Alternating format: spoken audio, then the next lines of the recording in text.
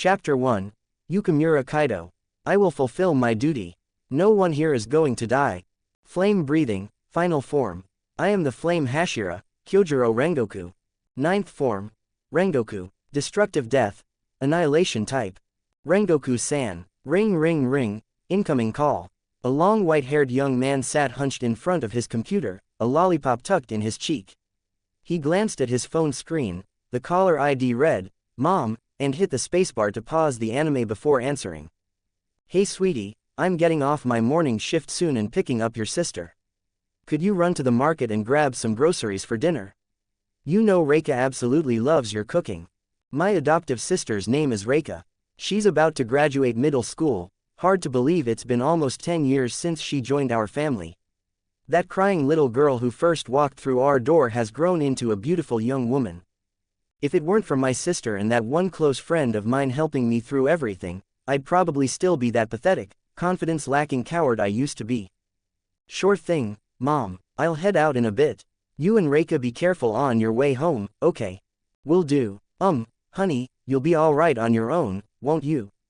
I mean, considering you're... I'm fine, Mom, it's been years. I'm used to it by now. Alright, that puts my mind at ease. Just be careful out there too. Got it, Mom." After hanging up, I shut down my computer and grabbed my jacket. The moment I reached for the door, my phone rang again. Ring ring ring. The second I heard that ringtone and saw "Monkey" flash across the screen, I knew exactly who it was. I couldn't help but crack a smile as I hit accept. "Hey, Monkey, what's up?" The voice on the other end immediately erupted. "Damn it, did you change my ringtone again?" Monkey's real name is Hayato. He's got the most straightforward personality you'll ever meet, and he's one of the very few people I consider a true friend. Back in middle school, I was the quiet kid who barely spoke. Add in my feminine features and timid personality, I became an easy target, bullying, mockery, even beatings. I took it all in silence, never fighting back, just enduring it all. Hayato was the only one who treated me like an actual friend, always having my back. Because our personalities were complete opposites, we somehow clicked. We'd game together on holidays, hit up barbecue joints for grilled skewers. Hayato knew my family situation, so he'd always snatch the bill before I could even reach for my wallet. Eventually, I realized Hayato wasn't like everyone else. He genuinely saw me as a friend. Then came the incident, a school violence situation that cost me my left eye and forced me to drop out before even finishing middle school. Anyway, forget all that. You free tonight? Wanna squad up? And get this, I've got 2 cute gamer girls joining us. Hee hehehehe. Degree. I can smell the desperation from here. What kind of perverted fantasies are you cooking up now? Hey, I'm a refined gentleman with impeccable taste. Besides, these girls are just a little lonely, and I'm simply offering them a place where they belong. Hollow down pointing triangle backquote. Thotha, you shameless bastard. You're just thirsty as hell. Whatever, I don't have time for this. I need to grab groceries and make dinner. Can't make it tonight, just watch yourself out there. I heard the organ traffickers up north are running low on kidneys. Come on, I'm not thirsty, I'm just giving them a home. Fine, if you're busy, we'll do it next time. Guess I'll have to comfort these 2 lonely hearts all by myself tonight. Omega. After chatting a bit more, we hung up. I stepped outside and walked for a while until I reached a traffic intersection. The light turned green, and that's when I saw it, a small truck, completely out of control, barreling through the red light straight toward a woman crossing the street. Watch out, get out of the way. But it was already too late. The truck closed the distance in seconds. Without thinking, I lunged forward and shoved the woman out of harm's way. The impact sent me flying dozens of feet through the air. My head slammed against something hard. The world blurred, and through the haze, I could barely make out the woman I'd saved running toward me. Stay with me, the ambulance is almost here. Don't fall asleep, whatever you do, don't close your eyes. ... Several hours later, inside the hospital. Doctor, how is he? The doctor's expression said it all. I'm sorry, we did everything we could. His head trauma was severe, and his lung was punctured. He won't make it through the night. What? That's impossible. Doctor, isn't there anything else you can do? If there were another way, I'd do everything I could to save him. But he doesn't have much time left. You should go see him. He seems to have something he wants to say to you. If you can, spend these final moments with him. The woman's voice came out hollow. I understand. Thank you, doctor. Inside the hospital room, she stared at the young man who'd saved her life, now lying in a bed, never to see another sunrise. Her heart twisted like a knife was carving through it. Cough cough. Hey there, could you, cough, tell me your name? My name is Tachibana Sumiko. What's yours? I'm Yukimura Kaidō. Cough cough. You seem like someone important. Sumiko-san, could you, cough cough, do a few things for me? Tell me, whatever you need, if it's within my power, I'll make it happen. Thank you, Sumiko-san. Please, tell my mother. I'm sorry for all the trouble I caused her. I never got to fulfill my duty as her son. I've saved up some money over the years, it's in the drawer, under my computer desk. Please tell her to use it, to take care of herself and my sister. And, tell my sister that her brother was useless. I couldn't protect her the way I promised. I won't get to see her, in a beautiful white wedding dress, walking down the aisle. Finally, cough cough. Stop. Don't talk anymore. You need to rest. The doctor said you need rest to recover. Sumiko's voice cracked with urgency. I know what's happening to me. You don't need to hide it. One last thing, tell my best friend I'm sorry. I can't keep gaming with him anymore. And I hope he doesn't end up like his old man, always in the doghouse. Alright, I promise. Everything. Now please, just stop talking and rest. Bang. The hospital room door burst open. Brother, are you okay? Please don't scare me. Reika gripped her brother's hand tightly, her eyes swimming with worry and fear. Kaidō, how are you feeling? Tell me if anything hurts. This is all my fault. If I hadn't asked you to go out, this never would have happened. His mother looked at her son, heartbreak written across her face. Mom, Reika, I'm sorry. A single tear rolled down his cheek before his eyes closed. Liar, you're such a liar, big brother. You promised to protect me, you promised you'd marry me.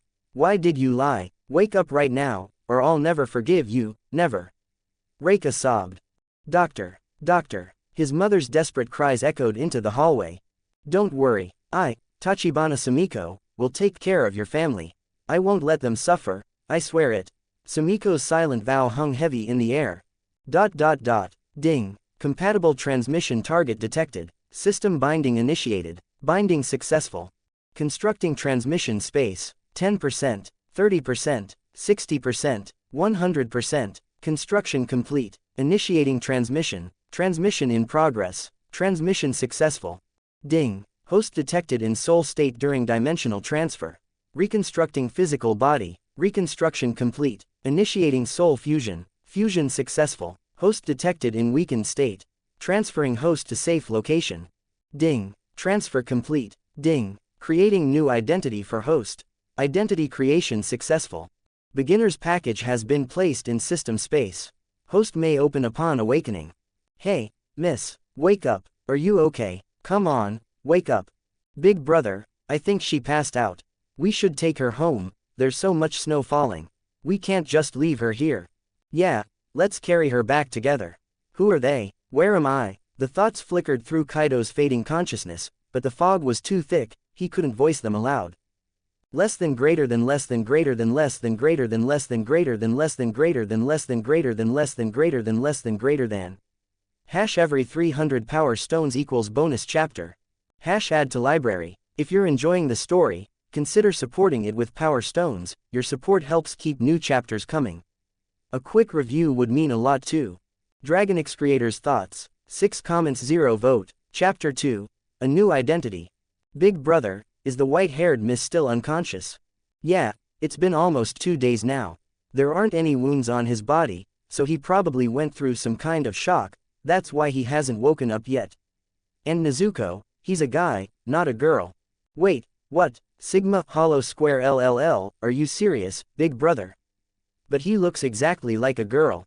Nezuko glanced at the white-haired young man lying on the tatami mat, delicate features, long white hair, and an elegant white robe accented with crimson. I'm sure, I could tell by scent, and Mom found out when she was adjusting his clothes. Tanjiro's face flushed red as he trailed off. When he first saw this white-haired person, he'd thought it was a girl too. He'd even asked Nezuko to help wipe his face with a hot towel. Wait, the realization hit him like a lightning bolt, and Tanjiro whipped around to face his sister. Nezuko, when you were wiping his face with that hot towel earlier, you didn't. Nezuko, didn't what? You know, you didn't wipe anywhere else, right? Nezuko, anywhere else? No, I just wiped his face. Big brother, what other places are you talking about? Her confusion was genuine at first, but then her mind caught up. Other places, besides his face, that would mean.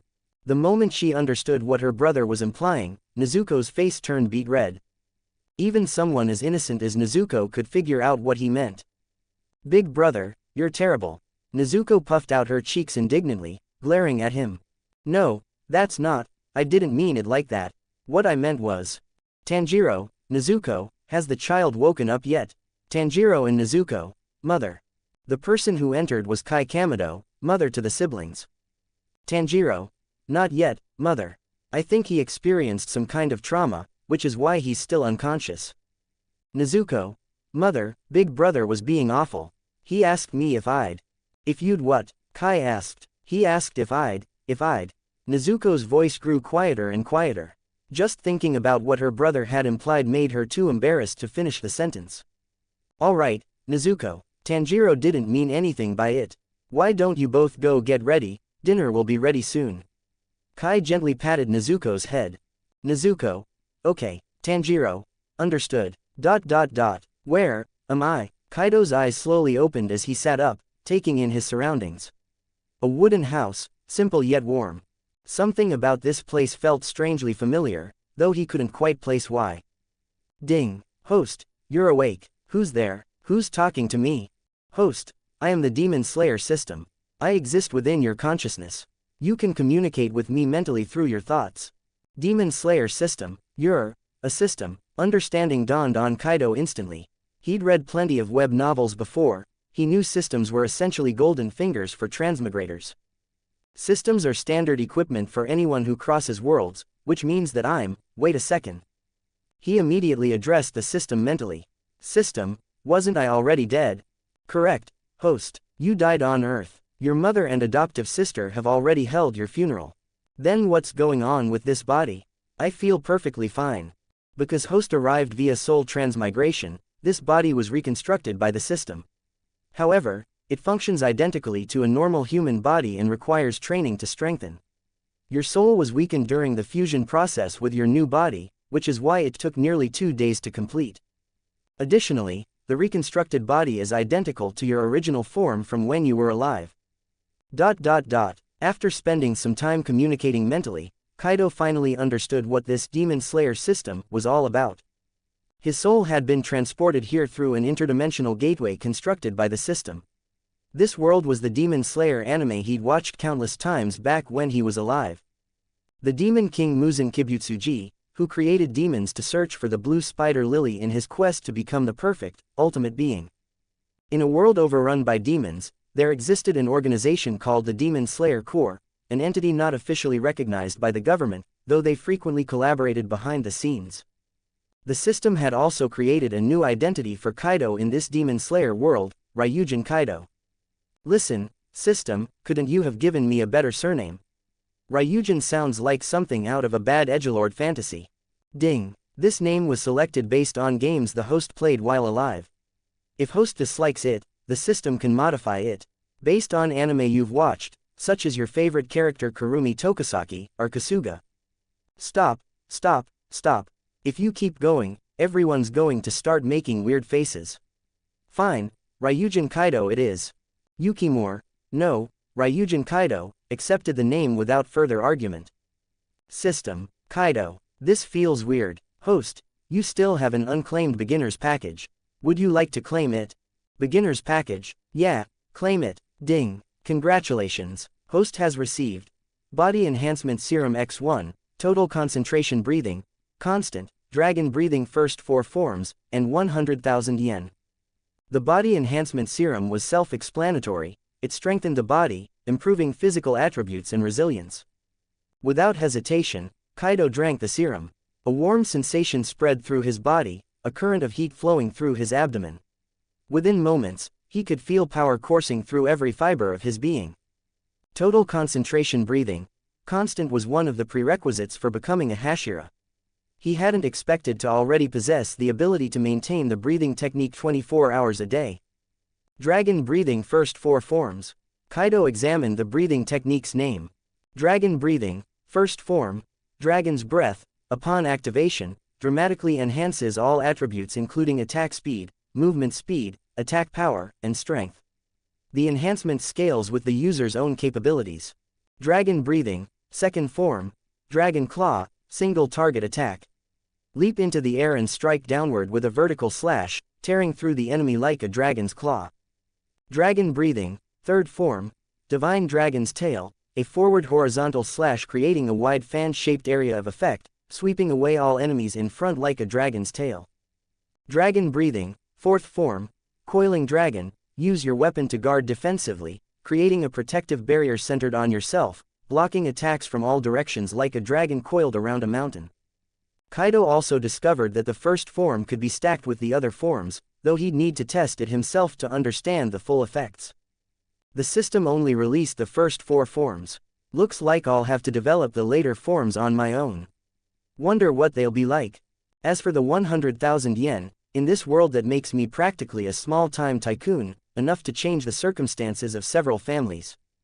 Ah, you're awake. Father, mother, the white-haired person woke up. Nezuko called out to her parents. Several children and 2 adults entered from outside.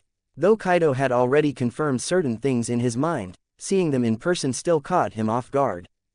You're awake, child. How are you feeling? Is there anywhere uncomfortable? Kai Kamado asked gently.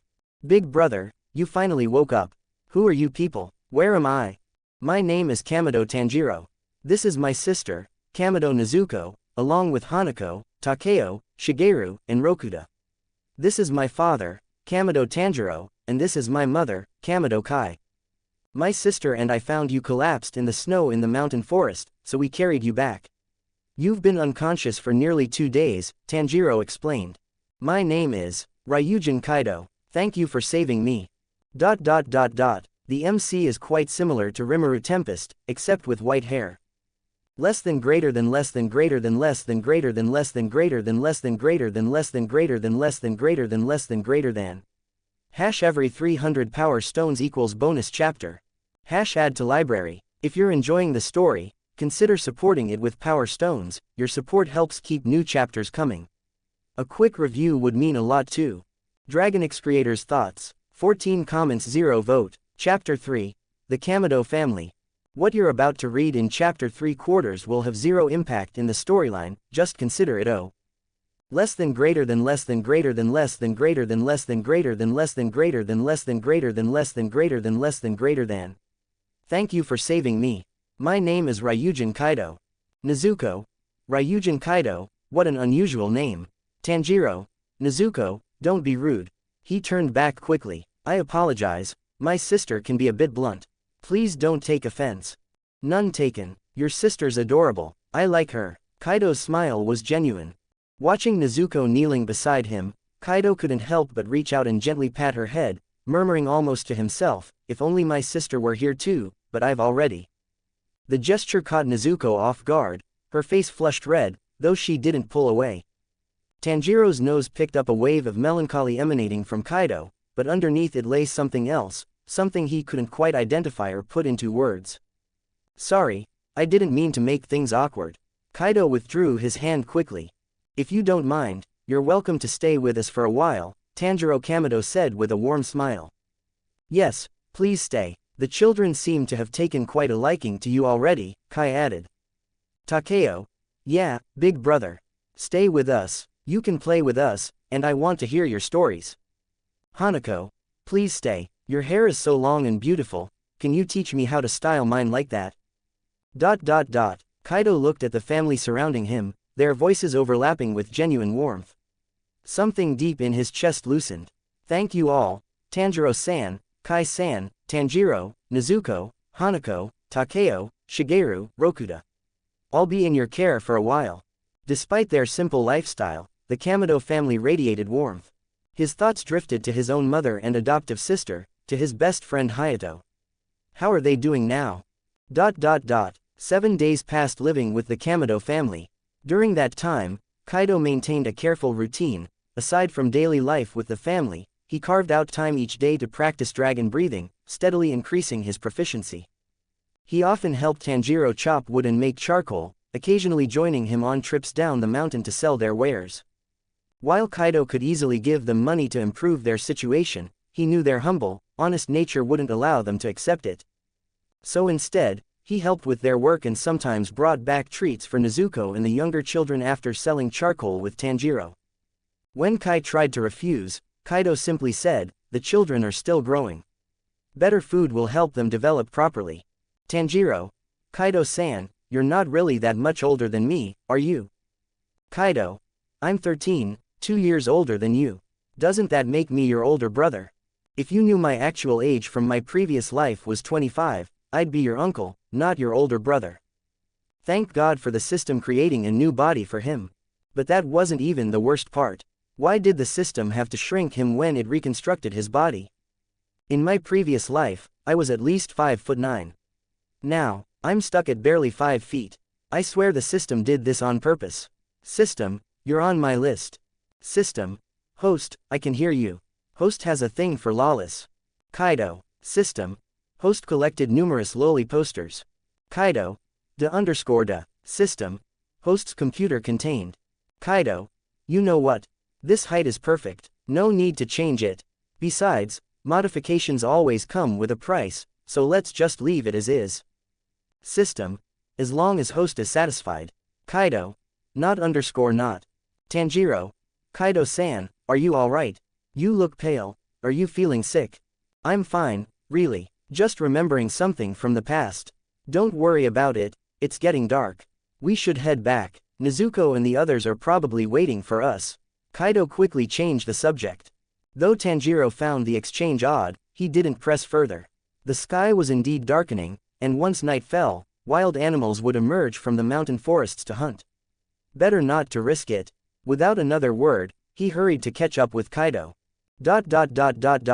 Time passed swiftly. Before long, Kaidō had been living with the Kaidō family for half a month. During this period, the system hadn't issued a single task or given any notifications, as if it had fallen dormant.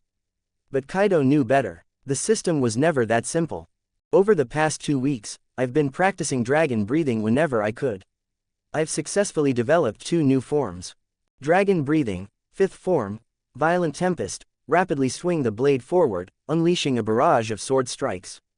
The sheer brutality of consecutive slashes depends entirely on the user's strength and can generate anywhere from dozens to hundreds of blade projections.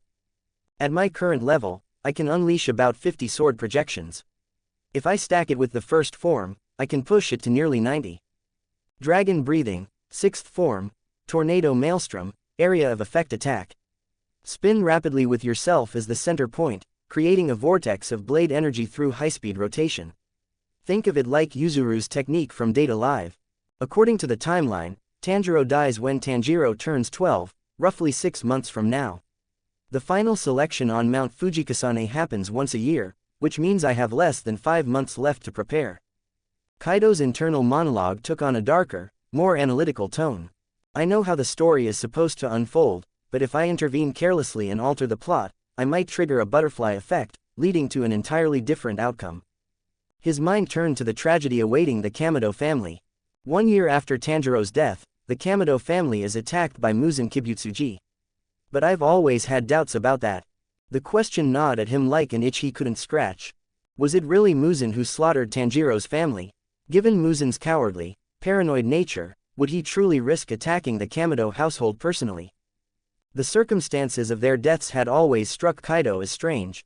When Tanjiro returned home, he found only corpses, no signs of consumption. Ordinary demons wouldn't leave bodies behind. They'd devour everything. And why does everyone assume it was the Demon King just because Nezuko turned into a demon? Muzan had no logical reason to target this specific family. He typically operated in bustling urban centers, not isolated mountain villages. If he were hunting down the inheritor of the sun-breathing technique, he would have learned about it through his subordinates, yet not a single demon throughout the entire story ever mentioned Muzan being responsible for the massacre. If revenge were his motive, he'd be searching for the wielder of the Hanafuda earrings. Given Muzen's paranoid nature, he'd only strike after confirming the location of the sun-breathing user. Barging into the Kamido residence on a whim wasn't his style. Furthermore, Kokushibo, upper rank 1, had explicitly stated that he and Muzen had already eliminated all known descendants of Yoriichi Sugikuni's breathing techniques. In Muzen's mind, there should have been no one left to take revenge against. Another detail stood out: all the Kamido family members were left as whole corpses. When Muzen killed, whether human or demon, he never left intact bodies. During the purge of the lower ranks, every demon except Enmu was obliterated without a trace. When a servant discovered Muzen wasn't human, that person was instantly reduced to pulp. Why would such a violent, brutal entity leave every single victim as a whole corpse? So who was the real culprit? Whoever it was possessed the ability to create demons, meaning they had access to Muzen's blood, and not just a small amount. They had combat capabilities far beyond normal humans and could replicate the attack patterns of demons. Who fits these criteria? After eliminating Muzen as a suspect, Kaido's mind sifted through the possibilities. The 12 Kazuki, Tamayo, or, however absurd it seemed, the Demon Slayer Corps itself. The 12 Kazuki could be ruled out first. While they possessed the ability to create demons, they lacked motive. Creating demons required Muzen's explicit approval, and since Muzen remained unaware of Nezuko's existence, they were off the list. Tamayo could also be eliminated. She had been turned into a demon by Muzen without her knowledge, devouring her own husband and children in the process. Her hatred for Muzen ran bone deep. Had she not encountered Yoriichi Sugikuni, she never would have escaped Muzen's control. While Tamayo could transform humans into demons, she always asked for consent first, as she had with Yushiro. She was a demon fighting for humanity's sake. There was no way she'd slaughter an innocent family. That left the third possibility: the Demon Slayer Corps. The very idea seemed ludicrous. Demon slayers and demons were supposed to be mortal enemies, sworn to destroy each other. But even if the probability was 1 in 10,000, it wasn't impossible. Because in Kaido's eyes, the circumstances surrounding the Kamido family's deaths were far too suspicious to ignore. Chapter 4: Doubts and Deductions. What you're about to read in Chapter 3/4 will have zero impact in the storyline, just consider it less than greater than less than greater than less than greater than less than greater than less than greater than less than greater than less than greater than less than greater than. The moment the third possibility crystallized in his mind, Kaido felt a chill run down his spine. The very notion was absurd. Every member of the Demon Slayer Corps harbored a blood-deep hatred for demons. How could they possibly slaughter an innocent family? Yet the more he examined the theory, the more the pieces began to fit together in ways that made his stomach turn. If we eliminate the impossible, whatever remains, however improbable, must be the truth. Setting aside Muzen Kibutsuji's ability to create demons, it was theoretically possible the Demon Slayer Corps had also developed that capability. Pure speculation, yes, but not beyond the realm of possibility. Over 1,000 years, the Hashira had slain countless members of the 12 Kazuki. The Corps would have access to blood samples with high concentrations of Muzen's essence. They possessed combat abilities far beyond ordinary humans. They even kept demons imprisoned for research purposes. But the most damning piece: motive. The emergence of a successor to Yoriichi Sugikuni, the legendary first breathing style user, would pose a legitimate threat to Muzen's existence. The Demon King himself would fear such a warrior. Kaido wasn't suggesting every Corps member was complicit. His suspicions centered on one man, Kagaya Ubuyashiki, the Corpse Master. Kagaya had willingly sacrificed his wife and 2 of his children just to wound Muzen, a calculated move that spoke to ruthless pragmatism. Even Muzen had described Kagaya as a cold, dangerous snake. High praise from a monster who'd lived for centuries. There was no question that destroying Muzen was Kagaya's singular obsession. He would employ any means necessary to forge a swordsman capable of ending the Demon King's reign. The strongest warriors in the Corps all share one trait: they harbor hatred for demons that burns hotter than hellfire itself. To mold Tanjiro Kamido into such a weapon, Kagaya would first need to fill him with that same all-consuming rage.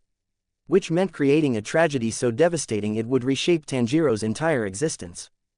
So he killed them, or had them killed. As for why Nezuko was transformed into a demon, that was where the theory became truly disturbing. The Ubuyashiki family had operated the Demon Slayer Corps for a millennium. Surely they'd conducted private research into Muzen's blood over the centuries. What if Nezuko had been selected as a test subject? That would explain why she alone among countless demons exhibited such unique characteristics. Countless demons had retained fragments of their humanity, but not a single one had managed to resist consuming human flesh. None had achieved what Nezuko accomplished. The appearance of water Hashira Giyu Tomioka seemed to validate the hypothesis. Why would a Hashira just happen to be near the Kamado residence? Giyu had offered no explanation for his presence, but his focus on Nezuko had been unmistakable. Giyu himself might have been oblivious to the larger machinations, but Kaguya could have orchestrated everything. A calculated gamble that modified Muzen's blood would prove effective. Moreover, Giyu's timely arrival seemed explicitly designed to recruit Tanjiro into the core. But how had Giyu even known demons were at the Kamado household? The Kasugai crows. Demons lurking in remote mountain regions rarely generated intelligence reports. Other demons Tanjiro had encountered in the wilderness went completely unnoticed by the core.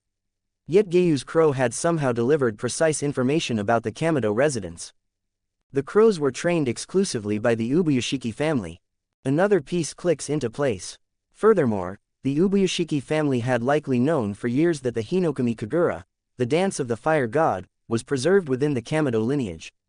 Just as Kaguya's wife, Amane Ubuyashiki, had located the descendants of Mikikatsu Sugikuni, now upper rank 1, Kokushibo specifically, Muichiro Tokido, the current Mist Hashira. While the Ubuyashiki family maintained historical records, those archives were neither comprehensive nor entirely intact. Despite this, they'd successfully traced bloodlines that had been lost for generations. If they could find completely disconnected descendants of the original swordsman, locating the inheritors of the fire god dance would be trivial by comparison. Another detail demanded attention. Why did Kaguya show such particular interest in these siblings? Why invest so heavily in Tanjiro's development while displaying no surprise whatsoever at Nezuko's condition? The other Hashira's reactions spoke volumes. They'd been ready to execute both siblings on sight. Yet Kaguya had remained eerily calm, almost as if he'd expected everything. A man capable of sacrificing his own family to kill Muzen would stop at nothing. It's a form of righteousness, and a form of cruelty. Kaido's thoughts twisted through the labyrinth of conspiracy, each connection leading to darker implications. But these are just theories. Speculation built on circumstantial evidence and paranoid pattern recognition. What if I'm wrong? I'd be vilifying an innocent man who's devoted his life to protecting humanity. Yet if he was right, forget it. Kaido exhaled slowly, forcing his racing thoughts to settle. No use spiraling down rabbit holes I can't escape. When in Rome, as they say, or in this case, when in Taisho-era Japan. One step at a time. His more immediate concern was practical. He'd overstayed his welcome. I need to leave soon. I've been here too long already.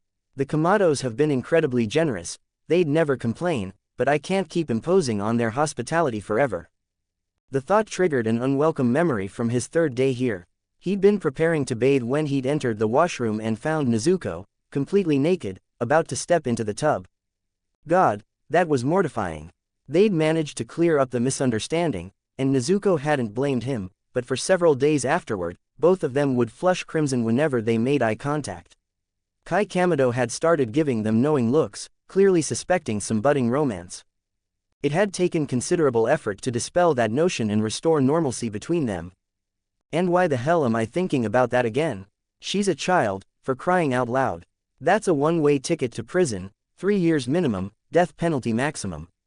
Although, he had to admit, modern prisons weren't so bad. 3 meals a day, running water, and if you were lucky, you might even find some soap in the shower. What the hell is wrong with me? These thoughts are getting progressively more disturbing. Kaido scrubbed his face with both hands. Focus. I need to prepare to leave, but I can't let Tanjiro and the others know I'm going. Kaido ni. Dinner's ready, Hanako's cheerful voice called from outside. Coming, Hanako. He rose to his feet and stepped outside, immediately ruffling the young girl's hair affectionately. Kaido ni, if you keep messing up my hair like that, I won't have any left. Hanako protested, though her face was bright red. Don't worry, you'll be fine. Besides, you're going to grow up into an absolutely adorable young lady. He took her hand and started walking toward the house. Kaido ni, after dinner, can you tell us more stories? I love hearing your stories. Hanako's eyes sparkled with anticipation. Sure thing. Whatever stories you want to hear tonight, I'll tell them. Yay. The next morning, Kaidō rose well before dawn. He gathered his belongings, though, gathering, was generous, since his system's storage space held everything of value. He traveled light. He placed a handwritten letter and 50 yen into an envelope. 50 yen was pocket change to him, but for the Kaidō family, it represented several months' worth of living expenses, enough to significantly improve their quality of life. He deliberately avoided leaving more, knowing they'd refuse to accept it. They probably wouldn't even spend what he'd left, instead saving it to return to him when they next met. Without disturbing anyone, Kaidō slipped out of the warm little house that had sheltered him. Kaidō-san, time to wake up. Breakfast is ready. Kaidō-san. Tanjiro knocked on the door but received no response. He slid it open to find the room empty, only a letter resting on the table. Father, Mother, Kaidō-san left. Tanjiro brought the envelope to where Kai was tending to Tanjiro. When Tanjiro opened it, he discovered not just a letter, but 50 yen. Tanjiro-san, Kai-san, Tanjiro, Nezuko, Hanako, Takeo, Shigeru, and Rokuta, thank you for everything during my stay. Thank you for welcoming me as part of your family. But all good things must come to an end, and I have responsibilities I can no longer postpone. Please accept this money, not as payment, but as a token of my sincere gratitude. If fate permits, I'll come visit again someday. Tanjiro carefully refolded the letter and handed the money to Kai. That boy has a good heart. I hope he stays safe out there. I hope his future is bright. Kai's voice was soft with genuine concern. It will be, Tanjiro said with quiet certainty. I can sense it, he's destined for extraordinary things. And I have a feeling Tanjiro will see him again sooner than we think. From the moment Tanjiro had first met Kaidō, he'd known the young man was no ordinary person. The look in his eyes told a story, sorrow, regret, weariness, and beneath it all, a strange composure. He carried himself with a presence that didn't match his apparent age. Where the hell am I? After leaving the Kaidō residence, Kaidō had wandered aimlessly for several days like a man without a map or compass. Now he found himself standing in a bustling town decorated with lanterns and festive banners, completely and utterly lost. Less than greater than less than greater than less than greater than less than greater than less than greater than less than greater than less than greater than less than greater than. Hash every 300 power stones equals bonus chapter. Hash add to library. If you're enjoying the story, consider supporting it with power stones. Your support helps keep new chapters coming. A quick review would mean a lot too. DragonnX creators' thoughts. 13 comments, 0 vote. Chapter 5. Tamayo. 2,610 words. Less than greater than less than greater than less than greater than less than greater than less than greater than less than greater than less than greater than less than greater than. Well, this is just great. I'm completely lost. Kaidō stood at the intersection of brightly lit streets, lanterns casting warm glows across the festive decorations. Every direction looked identical, a maze of unfamiliar roads leading to unknown destinations. He tried asking for directions, but the moment people caught sight of his unusual appearance, the flowing white hair, the golden eyes, the strange clothing, they gave him a wide berth, as if proximity alone might curse them with misfortune. Worse still, while cutting through an alley earlier, he'd been accosted by a group of drunk idiots. Well, hick, what do we have here? Such a pretty little lady, hick, walking alone in a dark alley this late at night. Very dangerous, you know. Hick, how about I escort you home? Or better yet, hick, you could come to my place instead. He. The rage had been immediate and overwhelming. Kaidō had used what he generously estimated as a tiny bit of force to flatten all of them. Then he'd walked away, but the more he thought about being called little lady, the angrier he became. I'm a grown-ass man, for God's sake.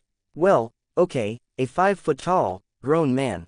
Still, the indignity burned so fiercely that he'd marched back and delivered several well-placed kicks to their sensitive areas. The drunks had passed out from the pain, and for good measure, Kaidō had stripped them naked and dumped their clothes in a garbage heap several streets away. I just wanted directions, he muttered to himself. Why does everything have to be so complicated? He exhaled slowly, centering himself. All right, one more try. If this doesn't work, I'll just have to figure it out myself. Damn it, system, would it kill you to provide a map or at least a compass? Kaido had a destination in mind: Mount Sagiri, where he intended to seek out Sakanji Urokodaki and eventually participate in the final selection on Mount Fujikasane. 2 reasons drove this decision. First, he needed to strengthen himself. Second, the system had finally issued a quest after its extended silence during his time with the Kamados. Apparently, the system had been undergoing an upgrade for the past 2 weeks, hence the lack of missions. Now that the upgrade was complete, it had dropped this task in his lap the moment he'd left the Kamado residence. Quest: journey to Mount Sagiri and seek training from Sakanji Urokodaki. Participate in the final selection. Rewards: Phantom Eye, Mental Enhancement Serum X2, Dragon Breathing 7th Form, Dragon Breathing 8th Form, 100,000 yen. Phantom Eye nullifies all illusionary techniques and prevents mental manipulation. Can also trap enemies within illusions. The stronger the user's mental fortitude, the longer the duration of control. Mental Enhancement Serum strengthens mental resilience and sharpens cognitive function. Greater mental strength equals stronger willpower and clearer strategic thinking. Dragon Breathing 7th Form, 8 Directional Blitz, with the user as the epicenter, unleash devastating sword strikes in all 8 cardinal directions simultaneously. The faster the blade, the more projections generated. Scales with the user's combat prowess. Dragon Breathing 8th Form, Serpent's Pierce, Linear Assault Technique. Draw the blade and strike forward at blinding speed, like a dragon lunging through water. The stronger the user, the faster the execution, enemies fall before they can even register the attack. Inspired by Hashira from that time I got reincarnated as a slime. Kaido mentally reviewed the rewards with satisfaction. The Phantom Eye will be invaluable if I run into demons who use mental manipulation blood demon arts, like lower rank 1, Enmu.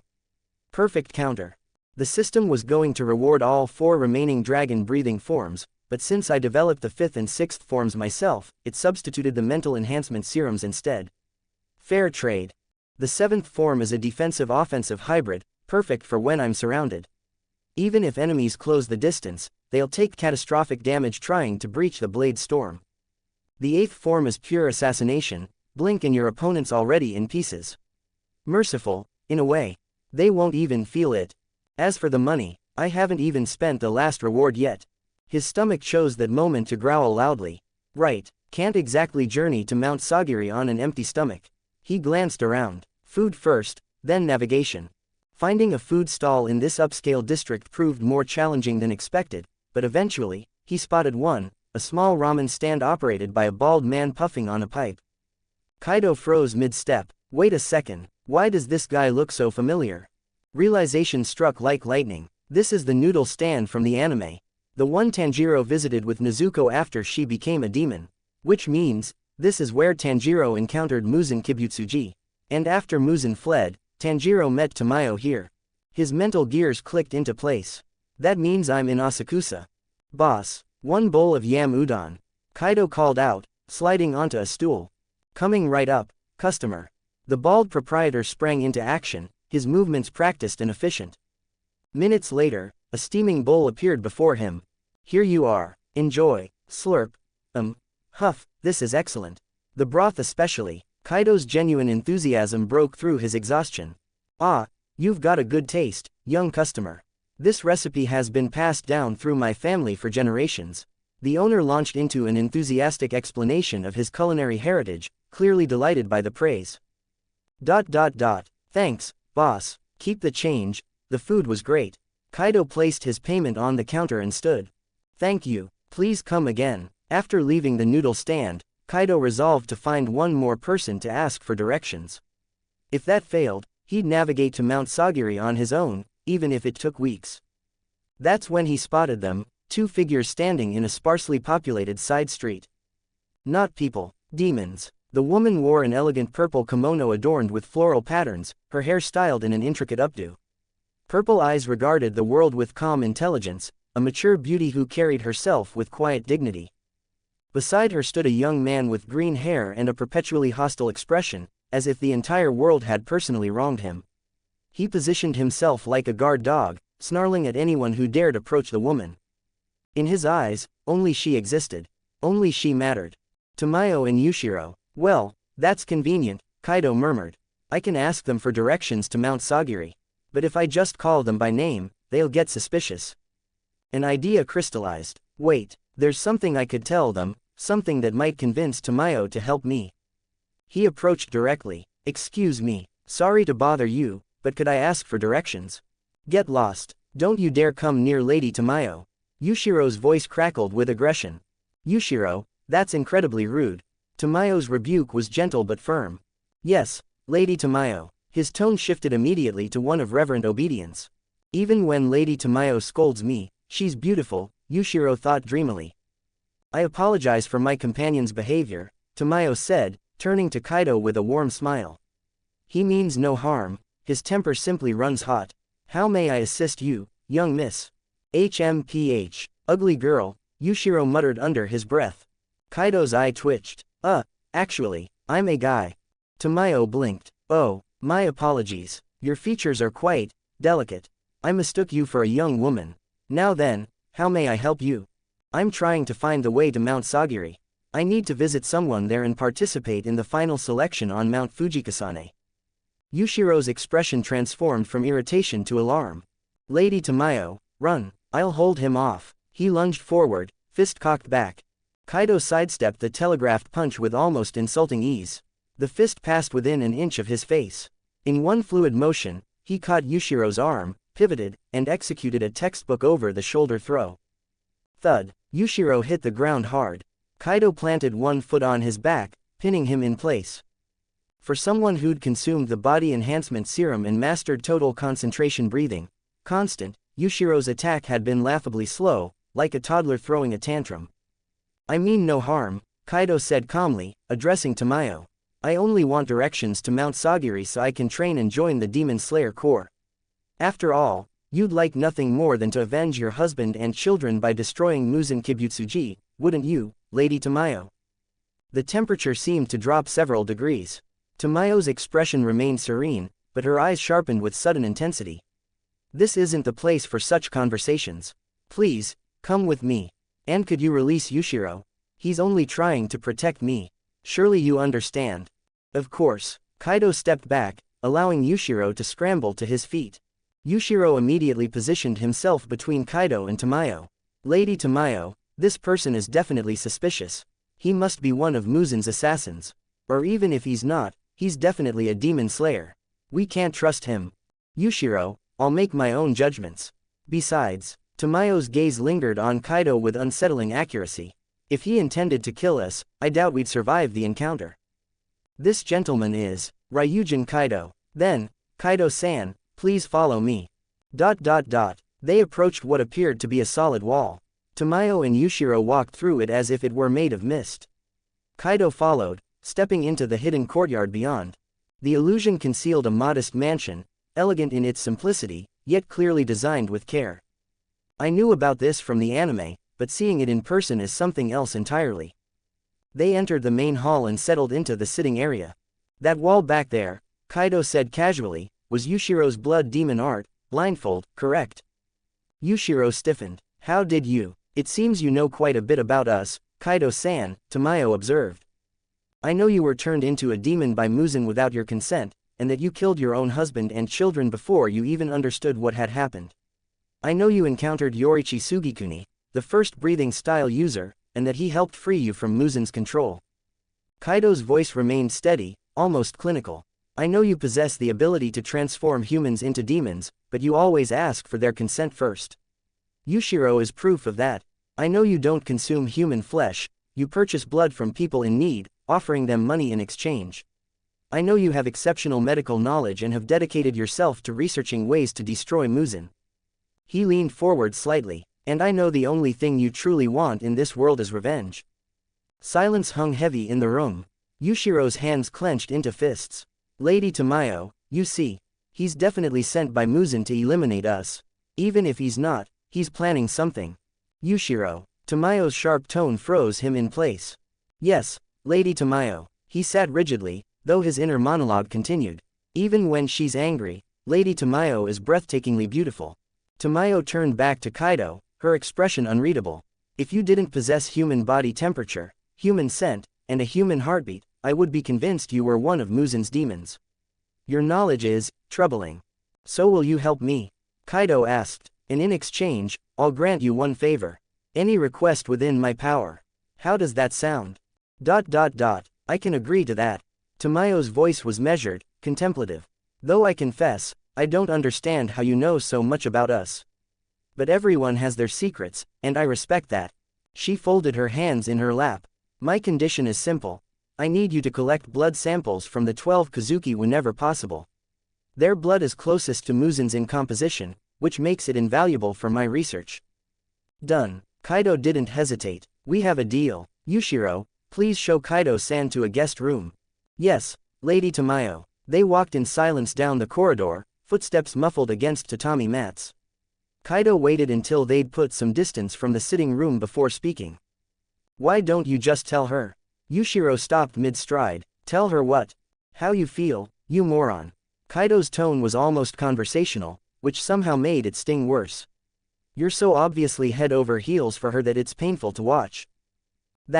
I don't. You have no right. Yushiro's face flushed crimson beneath his green hair.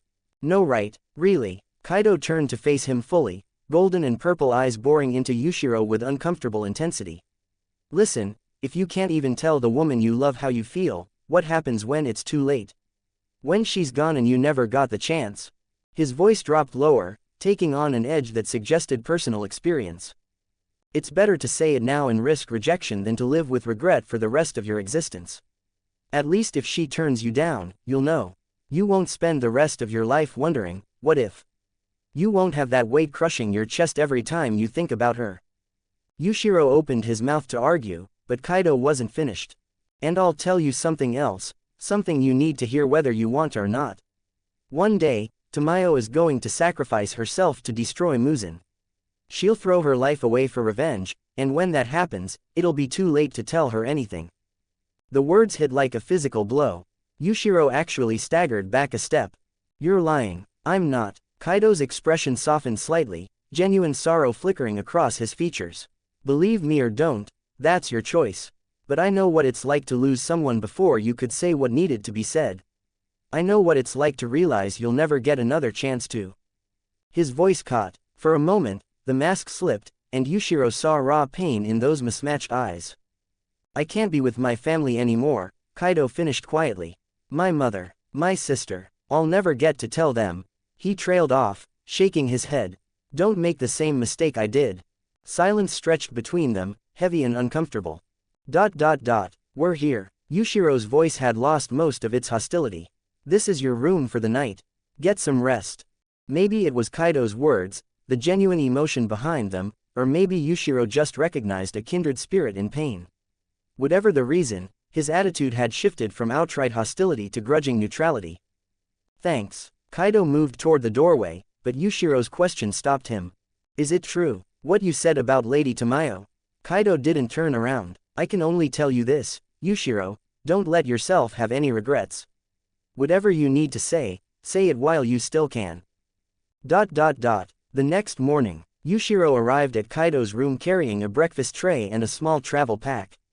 He set the food on the table, then held out the bag. Lady Tamayo asked me to give you this.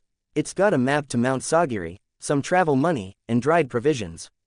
Follow the route marked on the map and you'll reach your destination.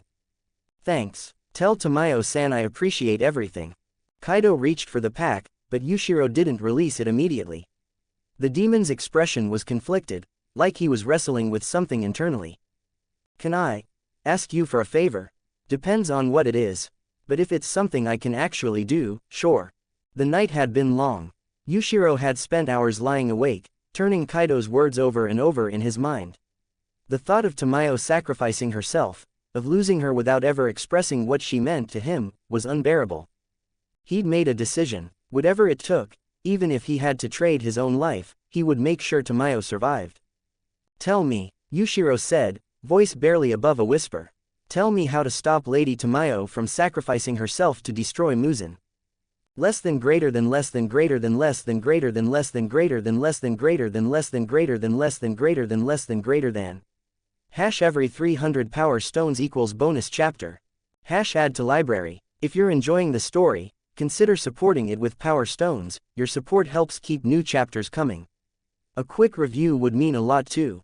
DragonnX creators' thoughts. 4 comments 0 vote. Chapter 6. Yushiro's request and Urokotaki's recognition. 2,504 words. Less than greater than less than greater than less than greater than less than greater than less than greater than less than greater than less than greater than less than greater than. Tell me how to stop Lady Tamayo from sacrificing herself to destroy Muzan. Kaido's expression remained carefully neutral. There are certain things I can't reveal, not because I won't, but because speaking them aloud might trigger consequences I can't predict or control. He leaned forward, his golden eyes meeting Yushiro's with unwavering intensity.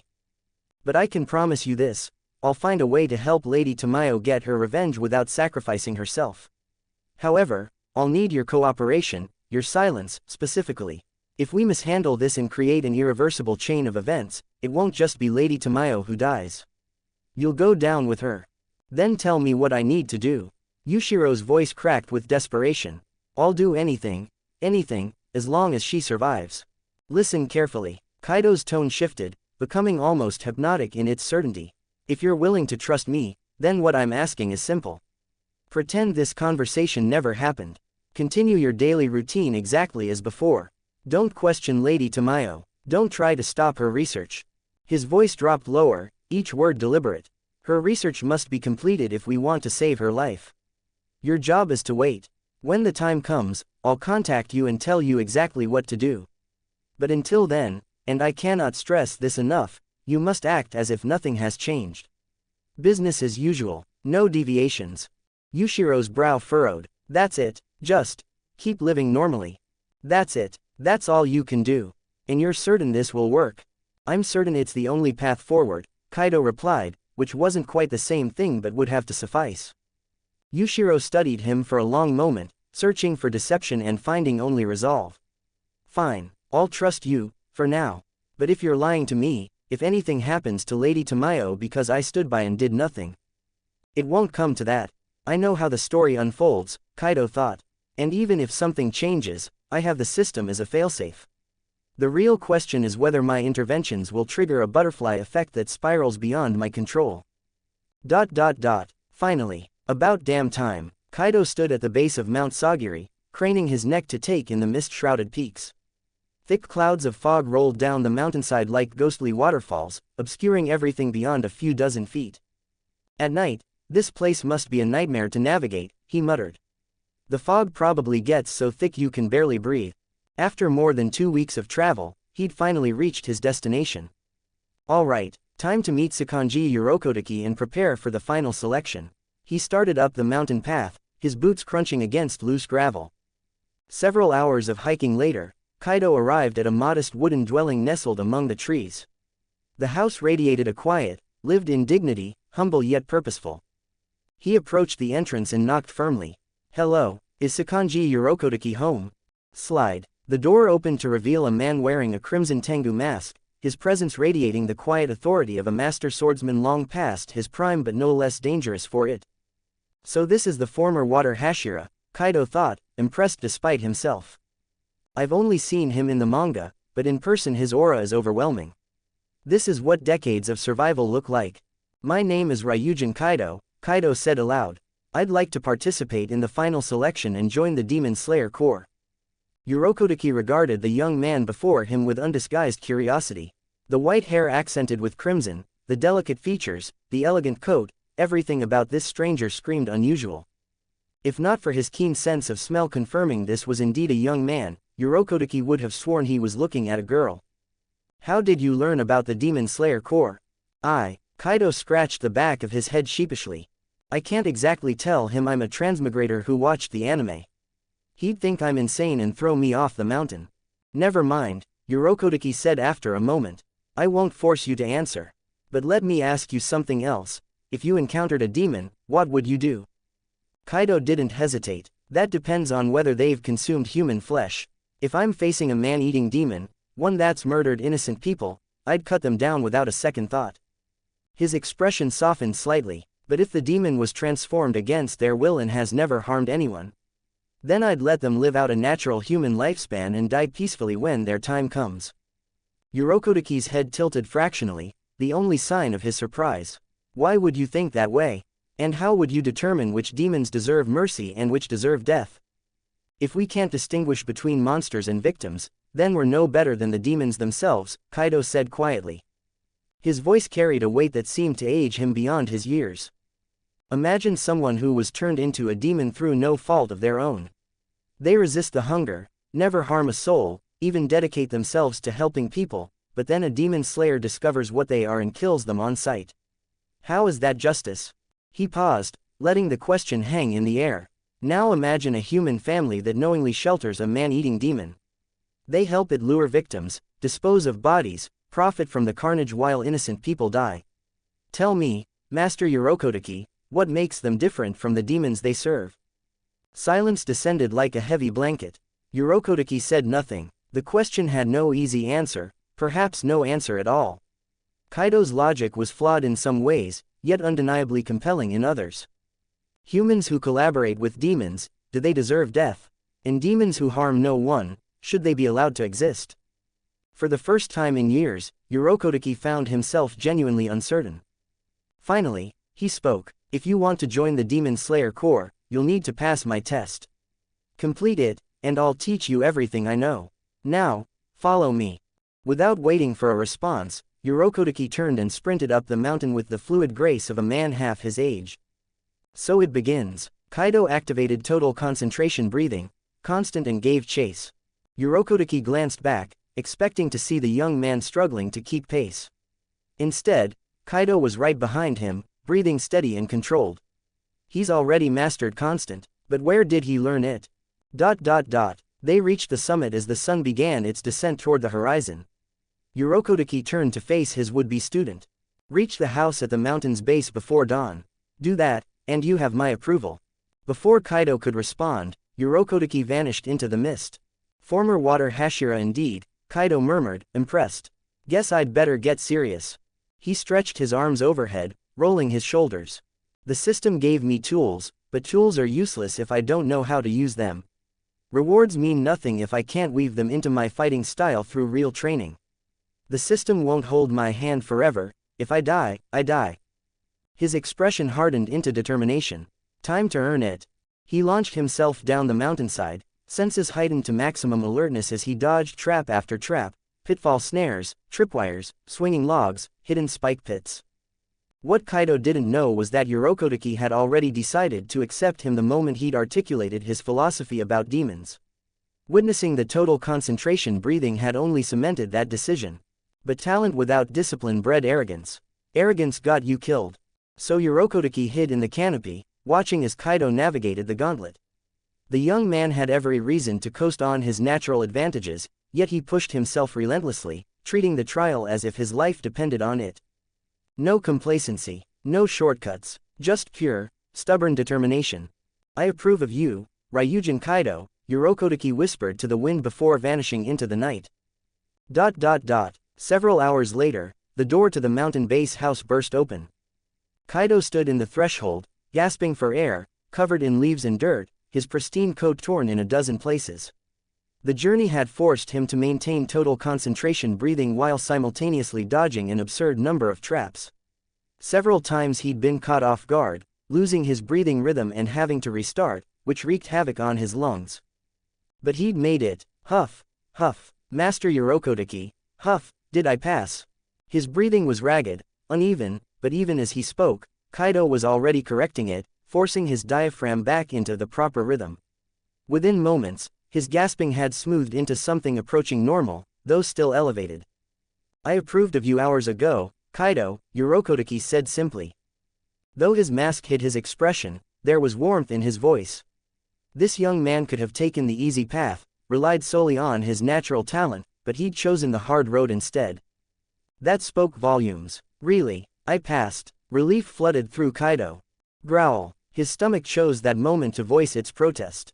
Kaidō's face flushed with embarrassment. Come, I've prepared fish stew. Eat, bathe, rest. Tomorrow, your real training begins. Urokodaki gestured toward the low table, already ladling soup into a bowl. Thank you, master. Kaidō settled cross-legged on the floor, accepting the offered meal. I won't hold back. After dinner and a long, much-needed bath, Kaidō lay on the tatami mat, staring up at the ceiling. His mind drifted through everything that had happened since his transmigration, the Kamado family's kindness, his encounter with Tamayo in Asakusa, and now Sakanji Urokodaki. It all feels like a dream. Like if I close my eyes and open them again, I'll wake up in my old bed. Mom will call me down for breakfast, Reika will complain about me sleeping in, and everything will be normal again. But it wasn't a dream. This was real. He'd truly crossed into another world. System, Kaidō whispered into the darkness. Can I ever go back? Ding. In response to host's query, theoretically, yes. However. Wait, what? Kaidō bolted upright, heart hammering. I can go back. Affirmative. However, there are conditions. The initial euphoria faded, replaced by cold pragmatism. Of course there are. What's the catch? 2 requirements. First, host must accumulate interdimensional energy. Interdimensional energy, what's that? Interdimensional energy powers the gateway between dimensions, allowing travel to specific times and locations across the multiverse. Understood. And the second condition, host cannot return to their original world in their previous identity. Host has died in that timeline. Resurrection would disrupt causal order. Therefore, host may only return with a different identity. Your memories will remain intact, and this system will handle all logistical arrangements. Additionally, host cannot return to a point in the timeline before their death. If 2 versions of host's soul exist simultaneously in the same timeline, it will cause soul fragmentation or complete dissolution. So I can't go back to the day before I died, Kaidō murmured, processing. 2 souls, 1 timeline, catastrophic results. But if I return the day after my death, my soul won't exist in that timeline anymore, so there's no risk of soul fragmentation or dissolution. The catch is I'd have to live under a different identity since I'm officially dead in that timeline. Correct, host. Regarding resurrection, please remember, a timeline cannot support 2 identical souls simultaneously. Even this system has limitations in such matters. Can I check how much interdimensional energy I currently have? And how do I earn more? Ding. Searching. Search complete. Current interdimensional energy, 0%. Acquisition method. Complete system issued quests to receive random interdimensional energy rewards. Minimum reward, 1%. So I can earn interdimensional energy from completing quests. Affirmative. Each completed quest yields random interdimensional energy. Got it. Looks like I'll need to travel around and trigger as many quests as possible to accumulate energy fast. Ding. Hidden quest detected. Hidden quest. Defeat Sakanji Urokodaki. Success reward. 5-10% interdimensional energy, random. Failure penalty. None. Hell yeah, if he could beat Urokodaki tomorrow, he'd earn his first chunk of interdimensional energy. Once he hit 100%, he could finally go home. Sure, he'd be wearing a stranger's face, but the chance to see his family again made it all worthwhile. The next morning, Kaidō woke before dawn. Thanks to total concentration breathing, constant, the morning cold didn't bother him, and he felt completely refreshed despite the early hour. After washing up, he headed straight to the training grounds. The moment Kaidō had stirred, Urokodaki had noticed. Up this early, he really is determined to get stronger, Urokodaki mused before heading to the kitchen to prepare breakfast. 995, 996, 997, 998, 999, 1000. Phew, finally done with 1,000 swings. Kaidō lowered the practice sword, rolling his shoulders. Next time I should carve myself a proper wooden sword. This stick doesn't feel right. It seems you're ready for my special training. Urokodaki's voice came from behind him. In that case, attack me with everything you have. Understood, master. Be careful. Kaidō raised the wooden practice sword over his shoulder, pointing the tip toward Urokodaki. Then he exploded forward. Whoosh, thwack. Urokodaki blocked the strike one-handed, wood clashing against wood. Too slow. Another exchange. Another failure. Your attacks lack focus. Again. Still too slow. You're raising your sword too high, too many openings. Speed is better, but your strikes don't have enough power. Over and over, Kaidō attacked. Over and over, he hit the ground. But he didn't give up. Each failed exchange taught him something new, how Urokodaki moved, where the openings were, what worked and what didn't. Combat experience could only be earned through actual combat. There was no shortcut. His total concentration breathing never faltered. Inhale, exhale, exhale, a steady rhythm that kept his muscles oxygenated and his mind sharp. This time, he incorporated everything he'd learned from the previous exchanges. He adjusted his grip, changed his approach angle, and launched another assault. Fast, even Urokodaki was caught off guard. The boy had absorbed the lessons from their sparring and adapted his strategy mid-training. Impressive didn't begin to cover it. Within moments, the tide turned. Kaido's relentless barrage forced Urokodaki onto the defensive until, crack, Urokodaki's wooden sword snapped in half. Kaido immediately stopped attacking, not because he'd won, but because his stamina had hit zero. His muscles screamed in protest, and his lungs burned despite the breathing technique keeping him upright. If he'd had more energy, he would have kept going. The sparring session had revealed exactly where his weaknesses lay and how much he still needed to improve his real-world combat skills. For the first time, he had a clear understanding of his actual fighting ability, not theoretical knowledge, but practical experience. You won. Urokodaki tossed aside the broken practice sword. Tomorrow, come back here. I'll teach you every form of water breathing. How much you learn depends entirely on you. What Urokodaki didn't say aloud: there's nothing more I can teach you after that. Finally, I actually won. If that had gone on much longer, I would have collapsed. Ding. Congratulations. Host has completed hidden quest. Less than greater than less than greater than less than greater than less than greater than less than greater than less than greater than less than greater than less than greater than. Hash every 300 power stones equals bonus chapter. Hash add to library. If you're enjoying the story, consider supporting it with power stones. Your support helps keep new chapters coming. A quick review would mean a lot too. DragonnX creators' thoughts. 3 comments 0 vote. Chapter 7. The final selection. 2,644 words. Less than greater than less than greater than less than greater than less than greater than less than greater than less than greater than less than greater than less than greater than. Ding. Congratulations. Host has completed a hidden quest. Hidden quest. Earn Sakanji Urokodaki's recognition. Quest complete. Reward: 7% interdimensional energy.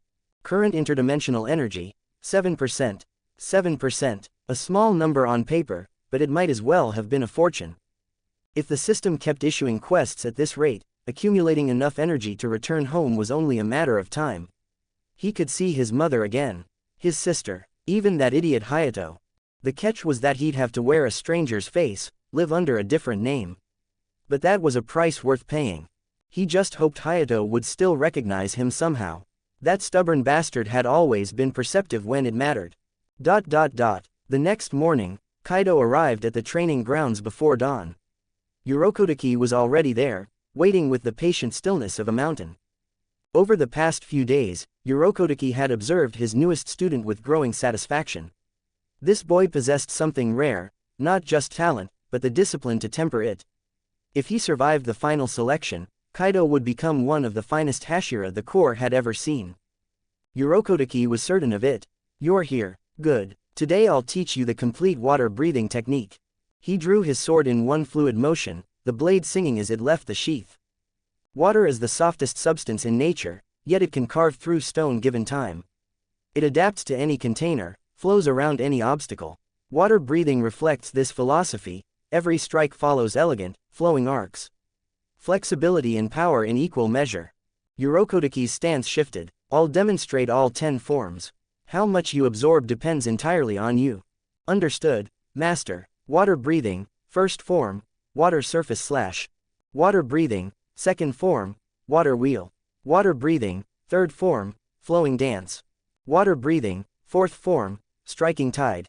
Water breathing, fifth form, blessed rain after the drought. Water breathing, sixth form, whirlpool. Water breathing, seventh form, drop ripple thrust. Water breathing, eighth form, waterfall basin. Water breathing, ninth form, splashing water flow. Water breathing, 10th form, constant flux. Urokodaki sheathed his blade and turned to face his student. These are all 10 forms of water breathing.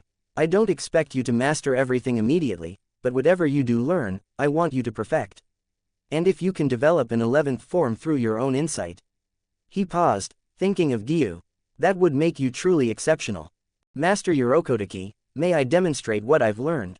There are some aspects I'm uncertain about. I'd appreciate your guidance.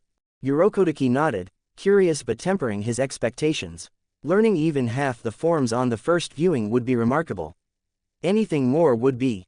Water breathing, first form, water surface / water breathing, second form, water wheel. Kaidō flowed through each technique with mechanical precision, his movements mirroring what he'd just witnessed. One form after another, until he'd executed all 10. He lowered his blade and looked at Urokodaki. How was that? Urokodaki said nothing. The silence stretched long enough that Kaidō wondered if he'd somehow offended the old man. Then he realized, Urokodaki wasn't angry. He was stunned. Every form, memorized and executed after a single viewing. The techniques were rough around the edges, yes, but the fundamentals were flawless. This wasn't talent. This was something beyond the conventional definition of genius. Master Urokodaki, ah, yes. Urokodaki's voice carried an unusual tremor. You've learned exceptionally well. There's roughness that only practice can smooth out, but with time, you'll master water breathing completely. I have nothing left to teach you. Actually, Master, I have a problem. Kaidō's expression turned troubled. Water breathing feels wrong. Like my body's rejecting it. Rejecting it? Urokodaki's head tilted. Explain. I can execute the forms, but something's off. Like there's resistance I can't quite overcome. The techniques work, but they don't feel natural. Water breathing was the most compatible style in existence, its adaptability was legendary. Even mediocre swordsmen could utilize it without issue. For someone to experience rejection was unheard of. Unless, Kaidō, have you studied another breathing style before? Yes, I created my own technique, dragon breathing. Created his own. Urokodaki's mind raced. That explained everything. Once a swordsman developed their own breathing style, their body adapted to its specific rhythm and flow. Attempting to learn a different style afterward would naturally create conflict. That's why you're experiencing rejection. Your body has already attuned itself to dragon breathing. Water breathing is fundamentally incompatible now. But that raised an interesting question. Why had Tanjiro been able to use both water breathing and Hinokami Kagura without issue? Kaidō considered this briefly before the answer clicked into place. The Hinokami Kagura was actually sun breathing, the original style from which all others derived. Water breathing was a descendant technique, which meant the two shared fundamental principles. That compatibility didn't extend to completely independent styles like dragon breathing. Besides, Tanjiro was the protagonist. Normal rules didn't always apply. Could you demonstrate your dragon breathing? Urokodaki asked, genuine curiosity coloring his tone. Of course. Watch closely. Kaidō's entire demeanor shifted. Where water breathing had felt constrained, this was pure, unfiltered power. Dragon breathing, first form, dragon's breath. Dragon breathing, second form, dragon claw. Dragon breathing, third form, divine dragon's tail. Dragon breathing, fourth form, coiling dragon. Dragon breathing, fifth form, violent tempest. Dragon breathing, sixth form, tornado maelstrom. Each strike carried devastating force, the air itself seeming to roar with draconic fury. Urokodaki watched in silent awe as his student demonstrated a breathing style that rivaled anything he'd seen in his decades with the Corps. That's dragon breathing, first through sixth forms, Kaidō said, slightly winded. I'm still developing the later techniques. Good, good, good. 3 times Urokodaki repeated the word, each iteration carrying more weight than the last. His student had created a breathing style from scratch, one powerful enough to stand alongside the legendary techniques. The Demon Slayer Corps would soon gain another Hashira. Of that, Urokodaki was now absolutely certain. Follow me, there's one final test. They walked deep into the forest until they reached a clearing. At its center sat an enormous boulder, easily twice the size of the one Tanjiro would eventually face, bound with thick rope. What the hell? How did they even get this thing up here? Split this boulder, and I'll allow you to participate in the final selection. Without waiting for a response, Urokodaki turned and walked away, leaving Kaidō alone with the massive stone. This test isn't about my strength, it's about my fear. Urokodaki has lost too many students. This boulder is his last line of defense, a barrier meant to keep me safe by keeping me away from the selection entirely. But it won't work. Kaidō raised his blade, preparing to cleave the stone in half with a single strike, then froze. His gaze drifted upward to the boulder's peak. A small figure sat there, legs dangling over the edge. He stared for a long moment before lowering his weapon. Without another word, he turned and walked away.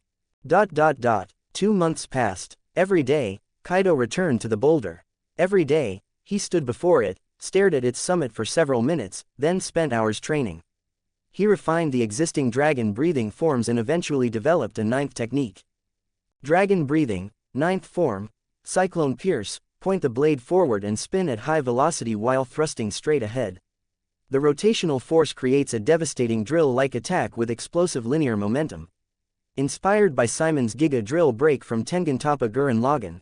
Perfect for penetrating defenses or obliterating single targets. Combined with the 8th form's speed, this gave him 2 lethal assassination techniques. Another glance at the Baldur's Peak. Still occupied. He'd return tomorrow. Why does he keep staring at the boulder? Sabito's voice carried frustration. He's strong enough to split it easily.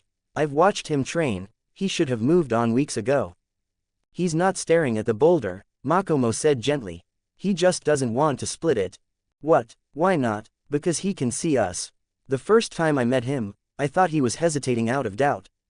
But then I realized, every time he prepared to strike, he'd notice me sitting on top and stop.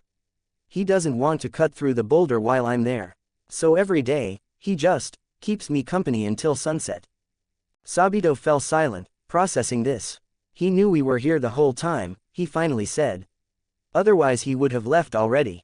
A grin spread across his face beneath the fox mask. He really is something special. Created his own breathing style, developed a new form in just 2 months. During the final selection, little junior brother is going to annihilate that bastard for us. I'm looking forward to it. Makomo's voice brightened. Let's meet him properly tomorrow. He's ready to complete Master Yorokotaki's test. Besides, Sabito's tone softened. I want to talk to him. See what kind of person our junior brother really is. And I really hope he survives. Someone needs to look after the old man when we're gone. Me too, Makomo whispered. The next morning, Kaido arrived at the boulder to find the summit empty. Finally. Time to finish this. Hello there, junior brother. 2 figures emerged from the tree line. The first was a petite girl with shoulder-length dark green hair and a fox mask decorated with floral patterns covering the upper half of her face. Makomo. The second was a young man with salmon pink hair and silver eyes marked with horizontal lines. A scar ran from the right corner of his mouth to his cheek, partially hidden beneath another fox mask. Sabito. Both were users of water breathing. Both had died during their final selection. Both were technically his senpai under Yorokotaki, despite never having met him while alive. Hello, I'm Ryujin Kaido, and you are, Sabito, your senpai. Makomo. Likewise, your senpai. It's good to meet you both. Kaido paused, glancing at the boulder. Makomo-san, you're not going to sit up there anymore, right? Because if you do, I'll feel really awkward about splitting it. Especially since, well. His face reddened as the memory surfaced, looking up at Makomo sitting on the Baldur's Peak, the angle revealing a flash of white underneath. Makomo's face flushed crimson as realization dawned. Sabito, sensing the awkward tension, quickly intervened. Junior brother, would you spar with me? You're serious? Kaido's eyes lit up. Of course, Makomo, you'll referee. All right, do your best, junior brother. They took their positions at opposite ends of the clearing. The moment Makomo signaled the start, both fighters exploded forward, blades clashing with sharp, metallic rings that echoed through the forest. Strike and counterstrike, advance and retreat, their weapons singing a violent duet as they traded blows in a deadly dance. Your combat instincts are incredible, senpai. Kaido said, his breathing steady despite the intensity. You're no slouch yourself, you've actually got the upper hand. Sabito's grin was audible even through the mask. All right then, no more holding back. Wouldn't have it any other way. Water breathing, 10th form, constant flux. Dragon breathing, 3rd form, divine dragon's tail. Crack, Sabito's Nichiren blade shattered, fragments spinning through the air like scattered stars. But instead of disappointment, his face split into the widest, most genuine smile Kaido had ever seen. You win, junior brother. Sabito's voice carried no trace of regret, only pride. Remember to live well for us. Live the life we couldn't. Take care of Master Yorokotaki, Makomo added softly, her eyes shimmering behind the fox mask. I promise. Kaido's voice didn't waver. I'll live for all of us.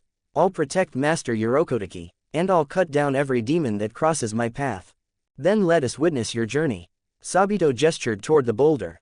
Show us you've truly earned this. Kaido turned to face the massive stone, drawing his blade in one smooth motion. His eyes narrowed with focus. Dragon breathing, second form, dragon claw. The boulder split cleanly down the middle, the two halves toppling in opposite directions with earth-shaking thuds. Live well, junior brother. Makomo called over her shoulder as she and Sabito began to fade into the morning mist. I will, Kaido shouted back, watching until they vanished completely. So you split it after all. Kaido spun around. Urokodaki stood mere feet away, having approached in complete silence. I never wanted you to take the final selection, Urokodaki continued, his voice heavy with conflicting emotions. But you've proven yourself ready. Master Urokodaki. Eat up. You'll need your strength to face what's coming. Thank you, Master. This is delicious. Kaido shoveled rice into his mouth with the enthusiasm of someone who'd just split a boulder twice his size. Urokodaki watched him eat for a moment before speaking again. Demons are like humans in one respect, the more they consume, the stronger they become. But their food is human flesh. The more powerful the demon, the higher their body count. He poured tea into 2 cups. Some demons develop blood demon arts, supernatural abilities that make them far more dangerous than ordinary demons. But there are beings even more terrifying. The 12 Kazuki, divided into upper ranks and lower ranks. Urokodaki's voice dropped to something almost resembling fear. The upper ranks are second only to Muzan Kibutsuji himself, the progenitor of all demons. If you encounter an upper rank, Kaido, I don't care what's happening. Run. Even the Hashira struggle against them. Most who face the upper ranks don't survive long enough to report back. Our intelligence on them is virtually non-existent because everyone who encounters them dies. Understood, Master. Kaido nodded solemnly. He knew his own limitations. Lower ranks, he could handle those with his current strength. But upper ranks were in a completely different league.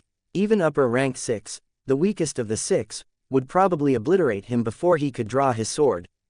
3 months. He had less than 3 months until the final selection. Every day counted. Every hour of training might mean the difference between life and death. And once he joined the Demon Slayer Corps, the system would issue more quests. More quests meant more interdimensional energy. More energy meant, eventually, going home. Time passed in a blur of training and preparation. Before Kaido knew it, the day of the final selection had arrived. He stood before the small mirror in his room, adjusting his white coat accented with crimson trim. His long white hair was bound neatly, keeping it out of his face during combat. From a distance, he probably looked like some aristocratic young lady preparing for a formal event rather than a demon-slaying trial by fire. I prepared this warding mask for you.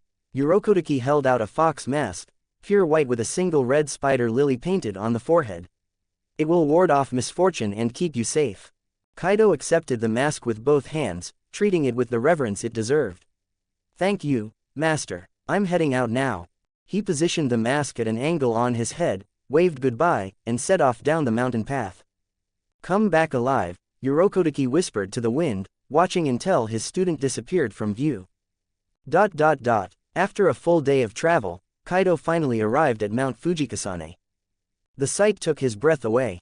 Wisteria trees encircled the mountain in concentric rings, their branches heavy with cascading purple blooms that extended halfway up the slope. The air itself seemed drenched in their fragrance, intoxicating, beautiful, and lethal to any demon foolish enough to approach. Seeing it in person really is different from watching it in an anime, Kaido murmured, adjusting his mask properly over his face. Other participants began filtering up the stone steps, converging on the clearing at the mountain's base. Kaido did a quick head count, roughly 20 people, including himself. Not everyone would leave this mountain alive. The unspoken knowledge hung in the air like a guillotine blade. Welcome, everyone, to this year's final selection. Less than greater than less than greater than less than greater than less than greater than less than greater than less than greater than less than greater than less than greater than. Hash every 300 power stones equals bonus chapter. Hash add to library. If you're enjoying the story, consider supporting it with power stones. Your support helps keep new chapters coming. A quick review would mean a lot too. DragonnX creators' thoughts. 5 comments 0 vote. Chapter 8. Candidates for Demon Slayers. 2,769 words. Less than greater than less than greater than less than greater than less than greater than less than greater than less than greater than less than greater than less than greater than. Welcome, everyone, to this year's final selection. 2 children appeared on the stone platform, each carrying a wisteria lantern. One had black hair, the other white, both with peculiar eyes, black sclera and white pupils, their faces frozen in identical serene smiles. Kaidō knew the truth behind those smiles. The black-haired one was actually male, Kariya Ubuyashiki, son of Kagaya. The white-haired girl was Kanata Ubuyashiki. The Ubuyashiki family carried a curse in their blood, a price paid for their connection to Muzan Kibutsuji. Ever since that bastard transformed into a demon 1,000 years ago, every generation of Ubuyashiki children had been sickly and frail, especially the boys. Most died before reaching adulthood. None lived past 30. To keep their bloodline from extinction, they'd followed a priest's advice and married into shrine maiden families for generations. It bought them time, barely. But the curse remained, an invisible noose tightening with each passing year. The only way to break it? Kill Muzan Kibutsuji. That's why the Demon Slayer Corps existed. That's why these children stood here tonight, smiling like dolls while sending people to their potential deaths. To all the swordsmen gathered here tonight, the twins spoke in perfect unison, their voices layered like an eerie harmony. We extend our deepest gratitude for undertaking the final selection. Kanata. Within Mount Fujikasane, demons captured alive by the Corps have been imprisoned. Kariya. The wisteria blossoms that grow from the mountain's base to its midpoint bloom year-round. Demons cannot pass through them. Kanata. Beyond this point, however, the wisteria does not grow. Kariya. To pass the final selection, you must survive 7 days within the mountain. We wish you all the best of luck. Kaidō watched the synchronized speech with thinly veiled amusement. If he didn't know the context, he'd swear these two were programmed robots. The uncanny valley effect was strong. He adjusted his fox mask and walked into the forest without looking back. That's 7. Kaidō wiped demon blood from his blade, watching another corpse disintegrate into ash. 7 demons in one night, and still no sign of that hand demon bastard. The moment Yurokotaki had given him the fox mask, Kaidō had known what it meant. The hand demon specifically targeted Yurokotaki's students. Anyone wearing that distinctive mask became a priority kill. Which was exactly why Kaidō wore it openly, practically advertising his presence. Come on, you ugly son of a bitch. I'm right here, take the bait. But the forest remained frustratingly quiet. Maybe I need to push deeper into the mountain. He started walking again, scanning the darkness. If I don't find him tonight, I'll have to leave him for Tanjiro when he takes the selection. Can't have the kid facing this monster unprepared.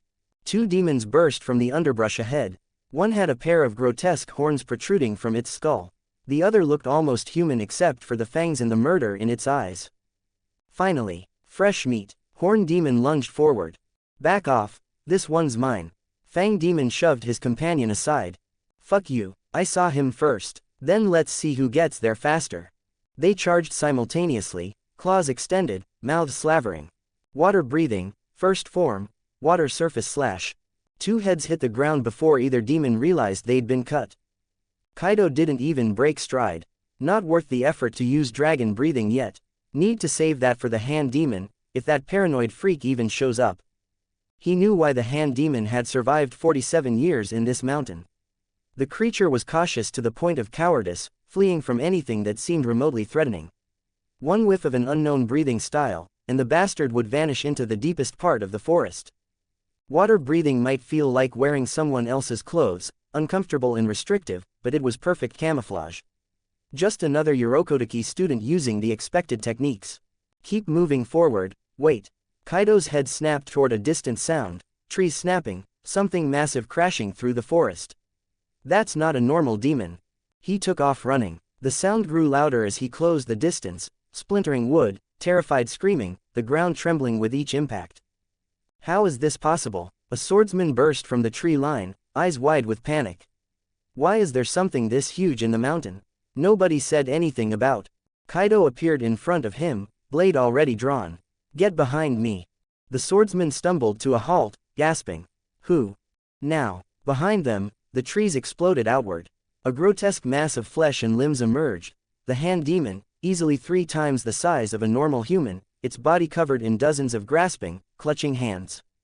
Kaido's lips curled into a vicious smile beneath his mask. Finally, I've been looking everywhere for you, ugly. Oh, the demon's voice was a wet, gurgling mockery of human speech. Another adorable little fox, and such a pretty one too. That mask makes you positively delicious looking, little fox. Hehehehe. The demon's eyes, unnaturally white against its mottled flesh, focused on Kaido's mask with disturbing intensity. Tell me, little fox, what era is it now? Taisho era. The name changed again, another era. The hand demon clawed at its own face, tearing chunks of flesh away in impotent rage. 47 years. 47 years that bastard Urokodaki has kept me trapped here. That's impossible, the swordsman behind Kaido whispered. No demon could survive that long. It's never been documented. But here I am. The hand demon's laughter was unhinged. 50 humans consumed over those decades. 13 of them were Urokodaki's precious students. You, little fox, will be number 14. Its hands flexed, the sound like cracking knuckles amplified 100 times. That mask, carved exactly like Urokodaki's Tengu mask. Every single one of his students wears one, and every single one gets eaten by me. Did he tell you it wards off misfortune? The demon's grin widened impossibly. I still remember 2 particularly strong ones. A boy with salmon pink hair and a scar on his cheek, he almost had me. Got his blade right to my neck, then it snapped. I caved his skull in. Kaido's grip on his sword tightened. And a girl in a flowered kimono. Not much strength, but fast. She might have escaped, but then I told her about all the other students I'd eaten. She got angry, got sloppy. I ripped her arms and legs off while she was still screaming. Ha ha ha ha. You done monologuing? Kaido's voice cut through the laughter like a blade through silk. Because I'm getting really tired of looking at your ugly ass face. He turned to the swordsman. Move. Get out of range. I'm not splitting my attention to babysit you. The swordsman nodded and scrambled away. Kaido launched himself forward. The ground beneath him exploded. Dozens of hands burst from the earth, grasping, clawing, trying to drag him down. He twisted midair, vaulting over the ambush. Predictable. You dodged. The hand demon's surprise lasted exactly 1 second before its expression twisted into sadistic glee. Doesn't matter. You're in the air now, nowhere to run. Every hand on the demon's body unified, forming a massive battering ram of flesh and bone that shot toward Kaido like a cannon blast. You think I jumped without a plan? Amateur. Kaido's blade sang. Water breathing, second form, water wheel. He spun, using the momentum to redirect his trajectory, landing directly on the demon's extended limb and running along it like a bridge, cutting through smaller hands as he went. The distance closed in a heartbeat. Water breathing, first form, water surface slash. Clang. The blade bit into the demon's neck, and stopped. What, foolish little fox. The hand demon's laugh was deafening. My neck is harder than steel. You can't. A massive hand swung toward Kaido's head, aiming to crush his skull exactly like it had done to Sabito. Not a chance. Dragon breathing, fourth form, coiling dragon. Kaido's blade snapped into a defensive guard. A translucent barrier of energy formed around him, serpentine, powerful, absolute. Boom. The hand demon's strike connected, and Kaido was launched backward, but completely unharmed. He landed in a crouch, sliding across the forest floor. What? How? The demon's voice cracked with genuine fear. That should have killed you. What was that technique? Why didn't it work? For the first time in 47 years, the hand demon felt something it had almost forgotten. Terror. Kaido stood slowly, tilting his head. You want to know? Then go ask whoever's waiting for you in hell. His smile was cold, merciless. Playtime's over. I'm ending this, for Sabito and Makomo. His breathing shifted. The air around him changed, became heavier, more oppressive. Dragon breathing, first form, dragon's breath. Power flooded his body, strength, speed, reflexes all amplified beyond human limits. The forest floor cracked beneath his feet as he exploded forward. Too fast. The hand demon immediately retracted every limb, forming a cocoon of flesh around itself. He couldn't cut my neck before. Even with all these hands protecting me, there's no way. Dragon breathing, third form, divine dragon's tail. The horizontal slash carved through the air like destiny made manifest. The attack wasn't a single strike, it was a wave of force that expanded outward in a perfect fan, sweeping away everything in its path. The hand demon's defensive cocoon disintegrated like wet paper. Its head separated from its body in one clean motion. Impossible. The demon's head tumbled through the air, eyes wide with disbelief. He cut through everything, just like that. Kaidō walked to where the body was dissolving, kneeling beside the fading head.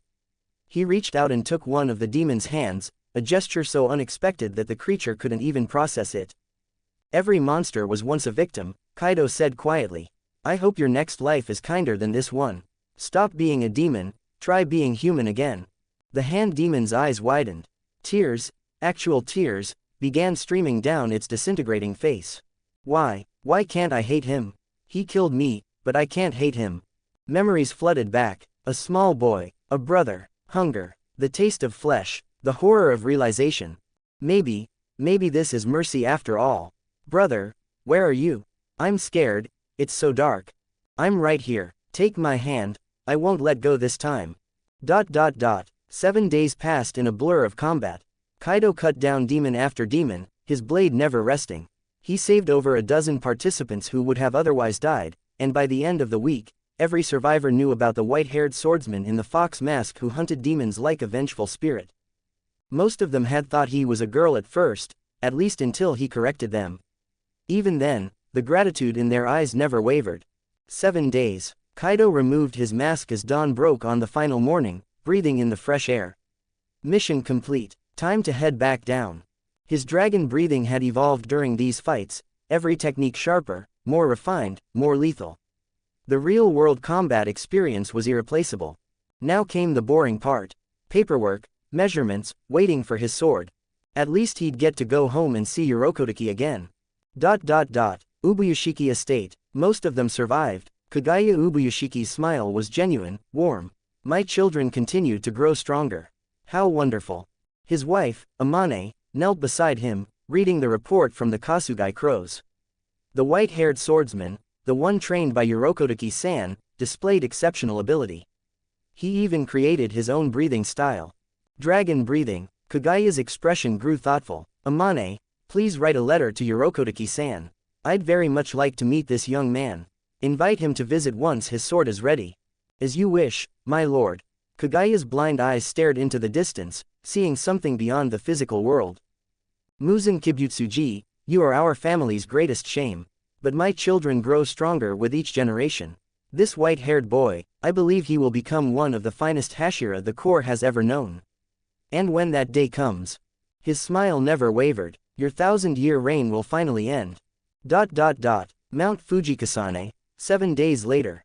Welcome back, everyone. Kanata. First, congratulations. Korea. You have successfully completed the final selection. Kanata. You will now be measured for your uniforms and assigned your rank. The Demon Slayer Corps used a 10-tier ranking system, from lowest to highest. Mizunoto right-pointing arrow, Mizuno right-pointing arrow, Kanoto right-pointing arrow, Kanu right-pointing arrow, Sushinoto right-pointing arrow, Sushino right-pointing arrow, Hinoto right-pointing arrow, Hino right-pointing arrow, Kinoto right-pointing arrow, Kino. Everyone who passed the selection started at the bottom, Mizunoto. Kanata. All of you are currently Mizunoto rank, the lowest tier. Korea. There is one more matter to address. Kanata clapped her hands. The sound of wings filled the air as crows descended from the sky, Kasugai crows, trained by the Ubuyashiki family to serve as messengers and scouts. A crow with distinctive white markings on its head landed on Kaidō's shoulder. Ah, you're adorable. Kaidō immediately reached up to scratch under the bird's chin. How about I call you Kuroha? You like that name. The crow, Kuroha, nuzzled against his cheek affectionately, making soft cooing sounds. Haha, that tickles. Korea. From this moment forward, your Kasugai crow will accompany you. They transmit orders and relay information between corps members. Kanata. Now, please select your ore. Korea. This Tamahagane steel will be forged into your Nichiren blade. Kanata. The forging process takes 15 days. Korea. Once complete, the blade will be delivered to you. Silence. None of the survivors moved toward the ore. They exchanged glances, shame, relief, resignation all mixed together. Most of them hadn't killed a single demon. They'd hidden, run, survived by sheer luck and the efforts of others. Specifically, one white-haired swordsman who'd done most of the heavy lifting. One by one, They approached the Ubuyashiki twins and bowed. We can't become swordsmen, a young man said, voice thick with emotion. We're sorry. He turned to Kaidō. Thank you for saving us. We won't forget what you did. Others echoed the sentiment, bowing low. Wait, Kaidō tilted his head. If I remember correctly, you can join the Kikushi, right? Kanata nodded. Yes, those who do not become swordsmen may join the Kikushi Corps, the cleanup and logistics division. They don't fight demons, but they provide essential support. The young man's eyes widened. Then, I want to join the Kikushi. Even if I can't fight, I want to contribute something. Me too, count me in. My name's Jiro Mimura, the first young man said, turning back to Kaidō with a slight bow. Thank you again for everything. Don't mention it, I'm Ryujin Kaidō. He removed his mask, offering a genuine smile. Mimura's face turned red, he quickly looked away, muttering something unintelligible. Kaidō walked up to the stone platform and selected his ore, then turned to Kanata. Can I request a custom blade design? I'll cover any additional costs. That's acceptable. Perfect. Kaidō handed over the ore along with a detailed sketch he'd prepared weeks ago during his stay with Urokodaki. A greatsword, wider and heavier than standard Nichiren blades. Dragon breathing demanded power and reach, and a conventional katana wouldn't cut it. Literally. Thanks. See you all later. He waved to the remaining participants and started down the mountain. Urokodaki's house, the next day. Master Urokodaki, I'm home. The old man appeared in the doorway, and without a word, reached up to pat Kaidō's head. Welcome back, I'm glad you're safe. Kaidō told him everything, about the hand demon, the 47 years, the 50 victims, the 13 students. He carefully avoided mentioning the fox masks, not wanting to burden his teacher with more guilt. But Urokodaki knew. The old man always knew. So that's what happened, Urokodaki murmured. A demon I captured, became strong enough to kill my children. His voice was hollow, defeated. It's not your fault, master, Kaidō said firmly. You couldn't have predicted it would mutate into something that monstrous. Besides, it's gone now. No one else will die because of it. But, he paused. Maybe the Corps should start monitoring the selection site more carefully. Regular patrols, strength assessments. Make sure this doesn't happen again. You're right. Urokodaki's posture straightened slightly. I'll submit that recommendation. At that moment, Kuroha swooped through the window and landed on the table. Kaidō, Master Summons, Master Summons. The crow lifted one leg, revealing a small scroll tied to it. Kaidō untied the message and handed it to Urokodaki, then scooped up his crow and started scratching behind its head. Kuroha immediately melted into the touch, eyes half closing in bliss. Still weird seeing a crow actually talk, Kaidō muttered. I knew it happened in the anime, but experiencing it in person is a whole different thing. Urokodaki finished reading. The master wants to meet you. Once your Nichiren blade arrives, you're to report to Corps headquarters immediately. Understood, master. Less than greater than less than greater than less than greater than less than greater than less than greater than less than greater than less than greater than less than greater than. Hash every 300 power stones equals bonus chapter. Hash add to library. If you're enjoying the story, consider supporting it with power stones. Your support helps keep new chapters coming. A quick review would mean a lot too. DragonnX creators' thoughts. 6 comments 0 vote. Chapter 9. The Blood Red Greatsword. Less than greater than less than greater than less than greater than less than greater than less than greater than less than greater than less than greater than less than greater than. Night fell over Mount Sagiri. After finishing dinner with Urokodaki, Kaidō retreated to his room and closed the door behind him. Alright, time to collect my rewards. He'd completed the final selection days ago, but he'd deliberately held off on claiming the quest completion. Too many distractions, not enough privacy. Ding. Quest complete. Journey to Mount Sagiri, seek training from Sakanji Urokodaki, and participate in the final selection. Rewards. Phantom Eye, Mental Enhancement Serum X2, Dragon Breathing 7th Form, Dragon Breathing 8th Form, 100,000 yen. Ding. Congratulations. Host has completed their first major quest. Bonus reward. 8% interdimensional energy. Current interdimensional energy, 15%. Kaidō's heart slammed against his ribs. Holy shit, that's huge. I'm already at 15% total. At this rate, I'll be home before I know it. The thought of seeing his mother again, his sister, even that idiot Hayato, it made his chest tighten in ways he hadn't felt since the transmigration. He forced himself to breathe. Focus. There's work to do first. Okay, let's think this through. I've got 9 dragon breathing forms now. I developed the 9th form on my own while waiting for the quest to complete so I could unlock the 7th and 8th. Now that I've got all 9, I need to master them before my sword arrives. He paused, staring at the system interface. The system gives incredible rewards, but they're useless if I can't properly integrate them into my fighting style. Power without skill is just wasted potential. Decision made, he selected the Phantom Eye reward. Ding. Fuse Phantom Eye. Warning. The fusion process will cause severe ocular pain. Please prepare yourself. Kaidō took a deep breath, then another. No guts, no glory. Do it. Beginning fusion. Fusion in progress. Fuck. The pain hit like a railroad spike driven directly into his left eye socket. It wasn't just pain, it was violation, like someone had taken a red-hot knife and was carving patterns into his eyeball from the inside out, twisting, scraping, reshaping. His hands clenched into fists so tight his nails drew blood from his palms. Sweat poured down his face. He bit down on his sleeve to keep from screaming and waking Yurokotaki. 30 goddamn minutes of agony that felt like 30 hours. Ding. Fusion successful. Kaidō collapsed onto the tatami mat, gasping. Finally, that was worse than dying the first time around. His left eye felt different, not painful anymore, but strange. Foreign, like it belonged to someone else and his brain was still learning how to use it. I'll test it tomorrow. Right now, I need the mental boost if I'm going to function. He pulled out both vials of mental enhancement serum and downed them one after the other without hesitation. Immediately, his head felt like it weighed 1,000 pounds. The room spun, his vision blurred. For a few terrifying seconds, he thought he'd made a massive mistake. Then clarity. His thoughts sharpened like a blade fresh from the whetstone. The fog that always seemed to linger at the edges of his consciousness vanished completely, replaced by crystalline focus. Mental calculations that used to take effort now came effortlessly. Damn, this is going to be useful. Kaidō grinned despite the exhaustion. Tomorrow, I'll test everything properly. Once I've mastered these new abilities, I'll be ready for whatever bullshit this world throws at me. The next morning, Kaidō climbed to the mountain peak hoping to find Sabito and Makomo. He wanted to tell them he'd officially become a demon slayer, that their deaths hadn't been in vain. But the summit was empty.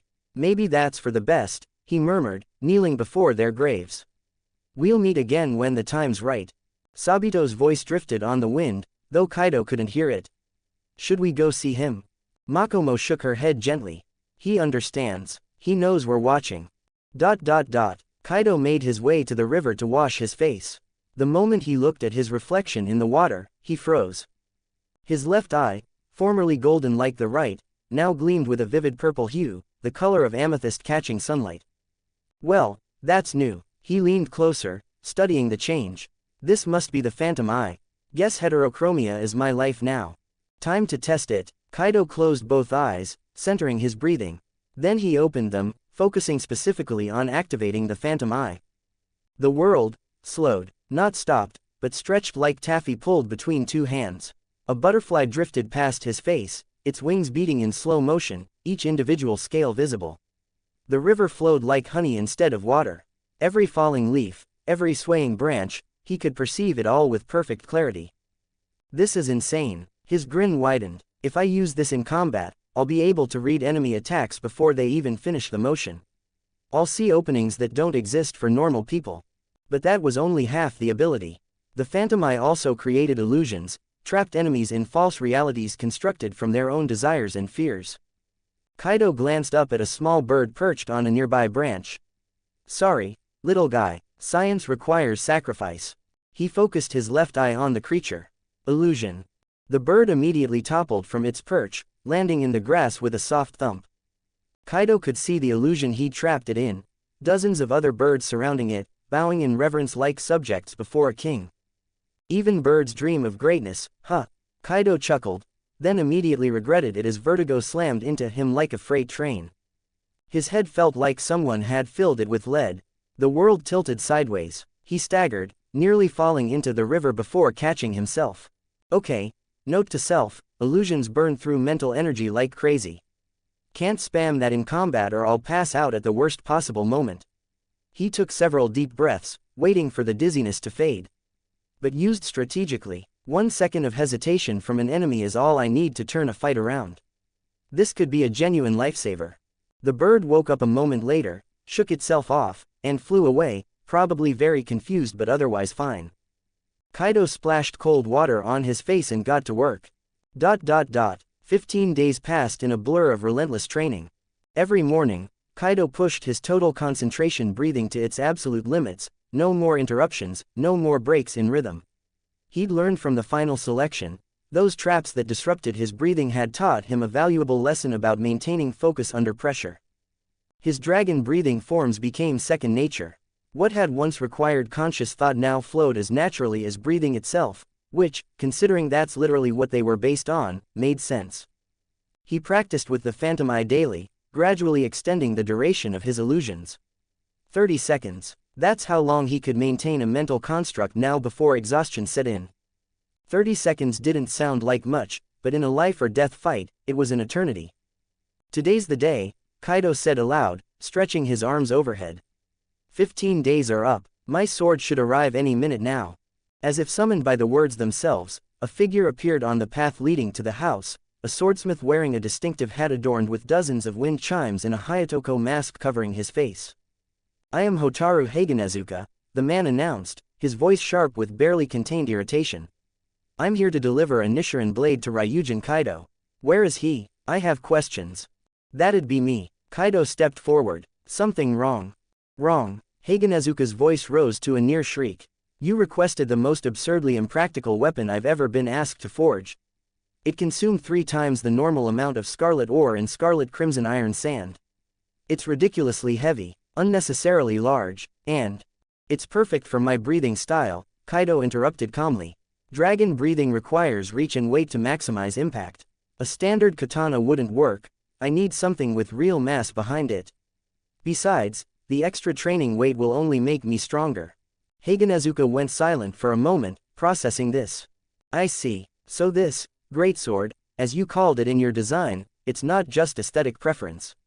It's functional necessity. The swordsmith's tone shifted slightly, moving from outrage toward grudging respect. And you're confident you can wield it effectively? Completely. HMPH. Very well. Haganezuka pulled a long wooden case from his back. Nichiren blades are also called color-changing swords, they reflect the wielder's nature. Let's see what color your greatsword becomes. I'm hoping for bright red, the legendary blade of the sun. They moved inside. Urokodaki watched with quiet interest as Kaidō opened the case. The weapon inside was magnificent. A meter-long blade, 30-centimeter grip, 20 centimeters wide at its broadest point. It was massive, designed to cleave through demons rather than simply cut them. Kaidō lifted it from the case, feeling the weight settle into his hands. Heavy, yes, but perfectly balanced. He drew the blade from its sheath, gripping the handle with both hands. The metal began to change. From base to tip, the entire blade shifted, flowing like liquid color until it settled into a deep, vivid crimson. Not quite red, but close. The color of fresh arterial blood. Bright red, it's bright red, the legendary. Haganezuka practically vibrated with excitement. I finally forged a bright red blade. After all these years. Ha ha ha ha. Haganezuka-san, calm down. Kaidō tried to interject. It's not actually bright red, look closer. Urokodaki stepped forward, examining the blade with a critical eye. He's right, it's blood crimson, not true bright red. Close, but not quite the legendary sun blade. Haganezuka deflated slightly. Ah, you're correct, how disappointing. He jabbed a finger at Kaidō's chest. But mark my words, Ryujin Kaidō, you will treat this weapon with respect. If you break it or lose it, I will hunt you down and make you regret it. Kaidō immediately thought of Tanjiro getting chased through the streets by a knife-wielding Haganezuka and suppressed a laugh. Understood. I'll guard it with my life. At that moment, Kuroha swooped through the window and landed on Kaidō's shoulder, ruffling its feathers importantly. Kaidō, Master summons. Proceed immediately to Demon Slayer Corps headquarters. Master summons. Proceed immediately.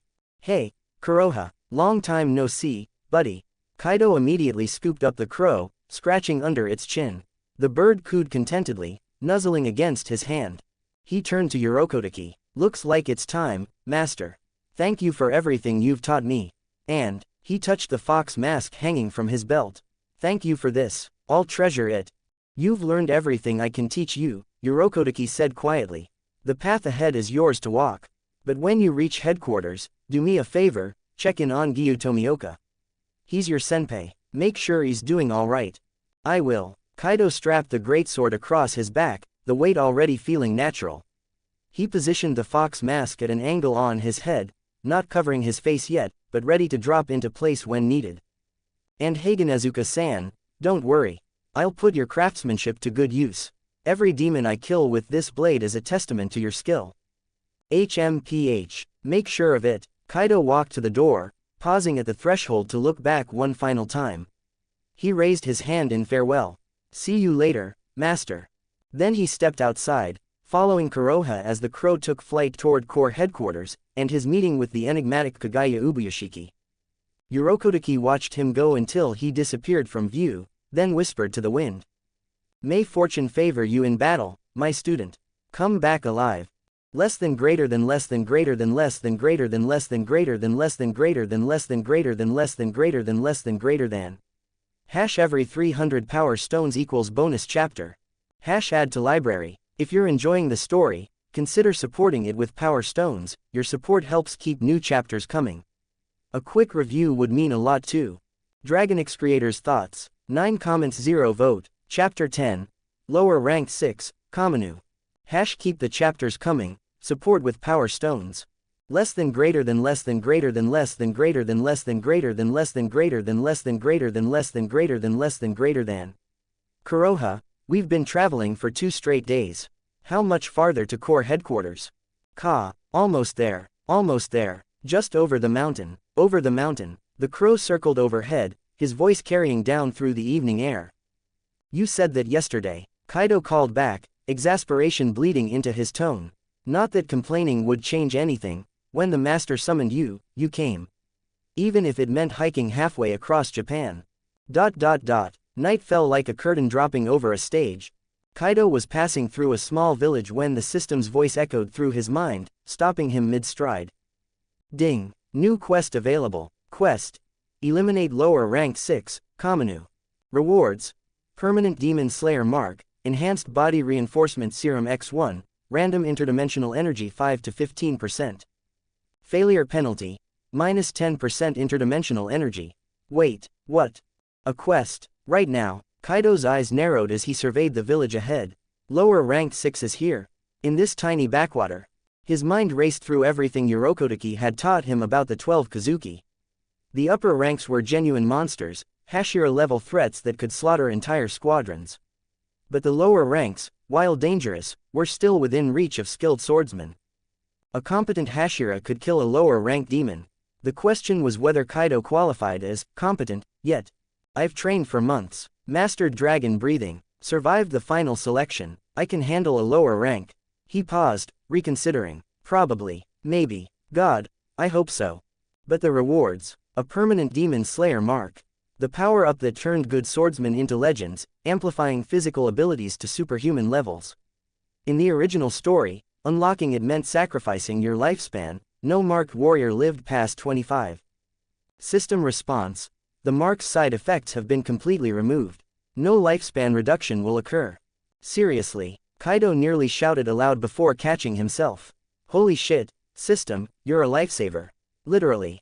System, B. The enhanced body reinforcement serum was nice too, but the real prize was the interdimensional energy. 8% if he won, bringing his total to 23%. But 10% lost if he failed. That stung. Interdimensional energy wasn't easy to come by, it was his ticket home, his one chance to see his family again. This wasn't just a quest. This was a gamble with stakes he couldn't afford to lose. No pressure or anything, he muttered, adjusting the greatsword on his back. Just my entire future riding on one fight. The village was eerily quiet. 7, maybe 8 houses total, a tiny farming community tucked into the mountains where civilization barely reached. This far from major towns, the population would be sparse. Maybe a dozen people at most. But something was wrong. No lights, no voices, not even dogs barking. Kaido's instinct screamed warnings his conscious mind was still processing. It's nighttime, someone should be awake.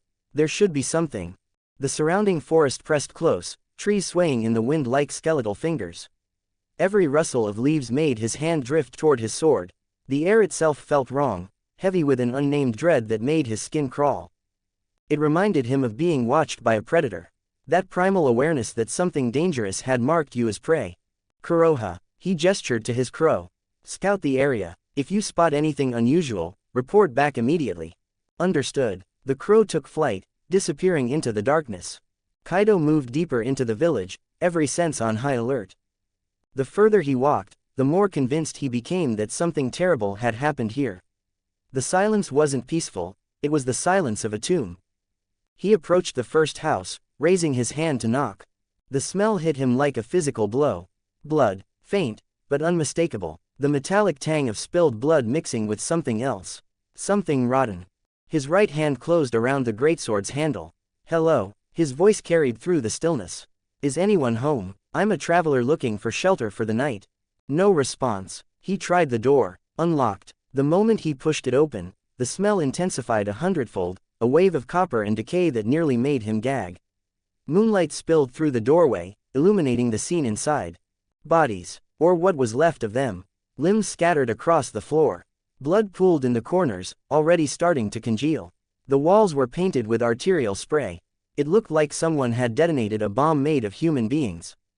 Oh God, Kaidō stumbled backward, hand clamped over his mouth. His stomach heaved. For a moment, he thought he'd actually vomit. He'd known intellectually that demons killed people. He'd seen the hand demon's victims during the final selection. But this was different. This was a family home, probably parents and children, torn apart and scattered like trash. He forced himself to breathe through his nose, swallowing the bile rising in his throat. Get it together. You're a demon slayer now. This is the job. But knowing that didn't make it easier. After several long seconds, he regained enough composure to check the other houses. Each one told the same story. Massacre. Slaughter. An entire community erased in a single night. Bastard, Kaidō whispered, rage replacing nausea. Whoever did this, they treated human lives like they meant nothing. Suddenly, hello there, little snack. Kaidō spun, greatsword already leaving its sheath. The blade carved through the air in a deadly arc. His target leapt backward, landing in a crouch several feet away. Whoa, close one, you almost tagged me there. Now Kaidō could see him clearly. A demon with a kanji character carved into his left eye, lower 6. His forehead bore markings resembling the character for work, and in one hand, he casually held a severed human arm, blood still dripping from his mouth. Lower rank 6, Kaminu. Oh, someone actually recognizes me. The demon's grin widened. You must be with the Demon Slayer Corps. And such delicate features too. I bet you taste amazing. The people in this village. Kaidō's voice was cold, controlled. You killed them all, didn't you? Every last one. Kaminu laughed, taking another bite from the arm. They should be honored, really. Becoming food for one of the 12 Kazuki. That's a privilege most humans never experience. Their sacrifice makes me stronger, they should thank me. Rage burned through Kaidō's veins like molten iron. But he kept it leashed, channeled it into focus rather than letting it control him. This was his first real fight against a lower-ranked demon. If he let anger cloud his judgment, he'd die. Simple as that. He lowered the fox mask over his face, the one Urokodaki had given him, marked with a crimson spider lily. Then he raised his greatsword and settled into stance. Dragon breathing, first form, dragon's breath. Power flooded his body, muscles enhanced beyond human limits. Reflexes sharpened to superhuman levels. The ground cracked beneath his feet as he launched forward. Shit. Blood demon art, tiger transformation. Kaminu's arms warped grotesquely, his hands becoming massive tiger claws. He crossed them defensively. Clang. The impact sent shockwaves through the air. Kaminu skidded backward, furrows carved into the earth by his heels. What the hell? His eyes widened in genuine shock. You're so small, how are you this strong? And that speed? Kaidō didn't give him time to finish the thought. He pressed the attack, greatsword singing through the night. Every strike carried enough force to shatter bone, every movement precise and deliberate. Slash. Both of Kaminu's hands hit the ground, severed cleanly at the wrists. Ah, you bastard. The demon retreated, limbs already regenerating. Pain etched across his features despite the supernatural healing. I'll kill you for that. Blood Demon Art, Monkey Transformation. His body contorted again, this time taking on simian characteristics. Longer arms, hunched posture, fingers that could grip with crushing strength. His speed doubled instantly. The fight became a whirlwind of steel and claws. Kaido's greatsword clashed against transformed limbs again and again, clang clang clang, each impact reverberating through his bones. Kaminu managed to land several hits, claws raking across Kaido's arms and shoulders, drawing blood. But Kaido didn't slow down. Didn't even flinch. He kept swinging, kept pushing, treating pain like an irrelevant distraction. "You're strong for a lower rank," Kaido admitted, breathing hard. "But you're making a mistake underestimating me." Dragon breathing, third form, Divine Dragon's Tail. He pivoted, swinging the greatsword in a massive horizontal arc. The attack expanded outward in a fan-shaped wave of pure cutting force, amplified by the first form still active in his system, turning an already devastating technique into something apocalyptic. Kaminu's eyes went wide. Too big, can't dodge. Slash. The wave of energy carved through the demon's torso like butter, bisecting him at the waist. His upper body flew backward, tumbling across the ground before sliding to a stop. Impossible. Blood poured from the wound as his lower half dissolved into ash. You can't be just a regular swordsman. You have to be a Hashira. There's no way." Kaido walked forward, greatsword resting on his shoulder. "You're wrong. I only just joined the Corps a few days ago. I'm about as new as it gets." "Liar." Kaminu's voice cracked with desperation and fury. "This is impossible. I'm one of the 12 Kazuki. I can't lose to some rookie." "You're lying. You have to be lying. Believe what you want." Kaido raised his blade. "The reason you lost is simple. I'm stronger than you. That's all there is to it." No, I refuse to accept this. I worked so hard to become a Kazuki. I can't die here. Not like this. Not like this. Goodbye." The greatsword fell. Kaminu's head rolled across the ground, eyes still wide with disbelief as his body crumbled to ash. His final thoughts were a chaotic mess of rage and incomprehension. All that effort, all those humans consumed, all that power accumulated, and for what? To die at the hands of a fresh recruit who wasn't even a Hashira yet. The injustice of it burned worse than the blade that had killed him. Then nothing. Kaido removed his mask, letting it hang from his head as he stared up at the moon. The adrenaline was fading now, leaving exhaustion and a dull ache from his injuries. "This is just the beginning," he murmured. "The fights are only going to get harder from here. More brutal, more desperate." He clenched his fist around the sword grip. "The system helps, but I can't rely on it completely. I need to get stronger on my own. Otherwise, I'll never make it home. I might not even survive long enough to worry about it." Ding. Quest complete. Rewards.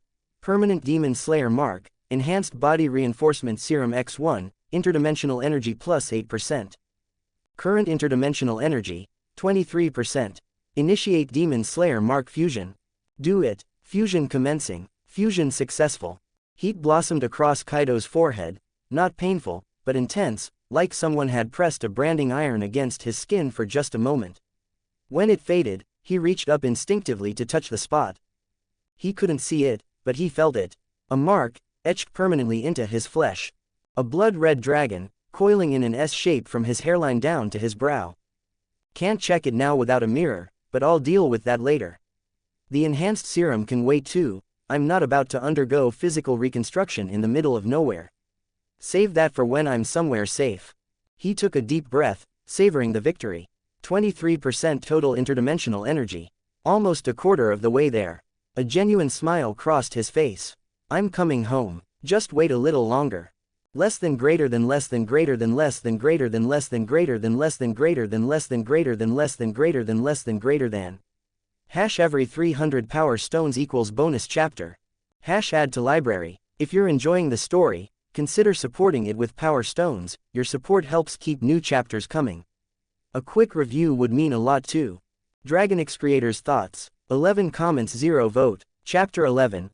Requirements to become a Hashira. Hash keep the chapters coming. Support with power stones. Less than greater than less than greater than less than greater than less than greater than less than greater than less than greater than less than greater than less than greater than. Demon Slayer Corps Headquarters. Ka. Mizunoto rank swordsman Ryujin Kaido has slain lower rank 6. Minor injuries sustained. Mizunoto Ryujin Kaido defeated lower rank 6. Minor injuries.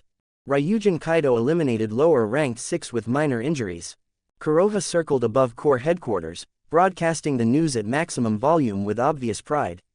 His human had joined the core less than a month ago and already killed a member of the 12 Kazuki. That was bragging rights for years. After completing his announcements, the crow changed course and flew directly toward the Ubuyashiki estate. Ubuyashiki estate, is that so? Kagaya Ubuyashiki's voice carried warmth despite his perpetual illness. My child has slain a lower-ranked demon. It seems Urokodaki-san's assessment was correct. This boy is truly exceptional. He turned his blind gaze toward the crow. How is the child's condition? Minor injuries. Resting at Wisteria House. Minor injuries. Wisteria House recovery.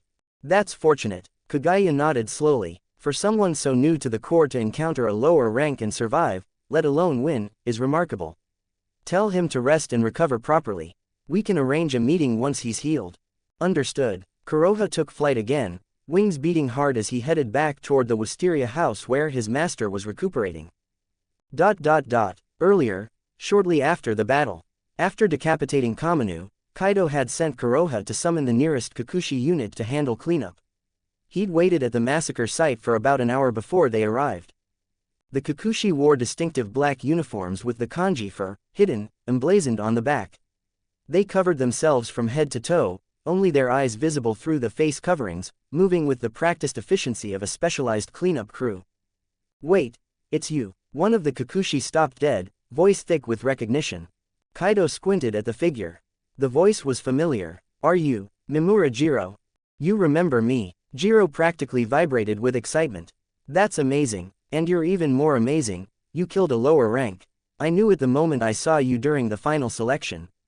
I knew you'd become an incredible swordsman. His enthusiasm only grew. Once you report back to headquarters, you'll definitely be promoted to Hashira. I'll be able to brag about knowing you for the rest of my life. Becoming a Hashira required meeting 2 conditions.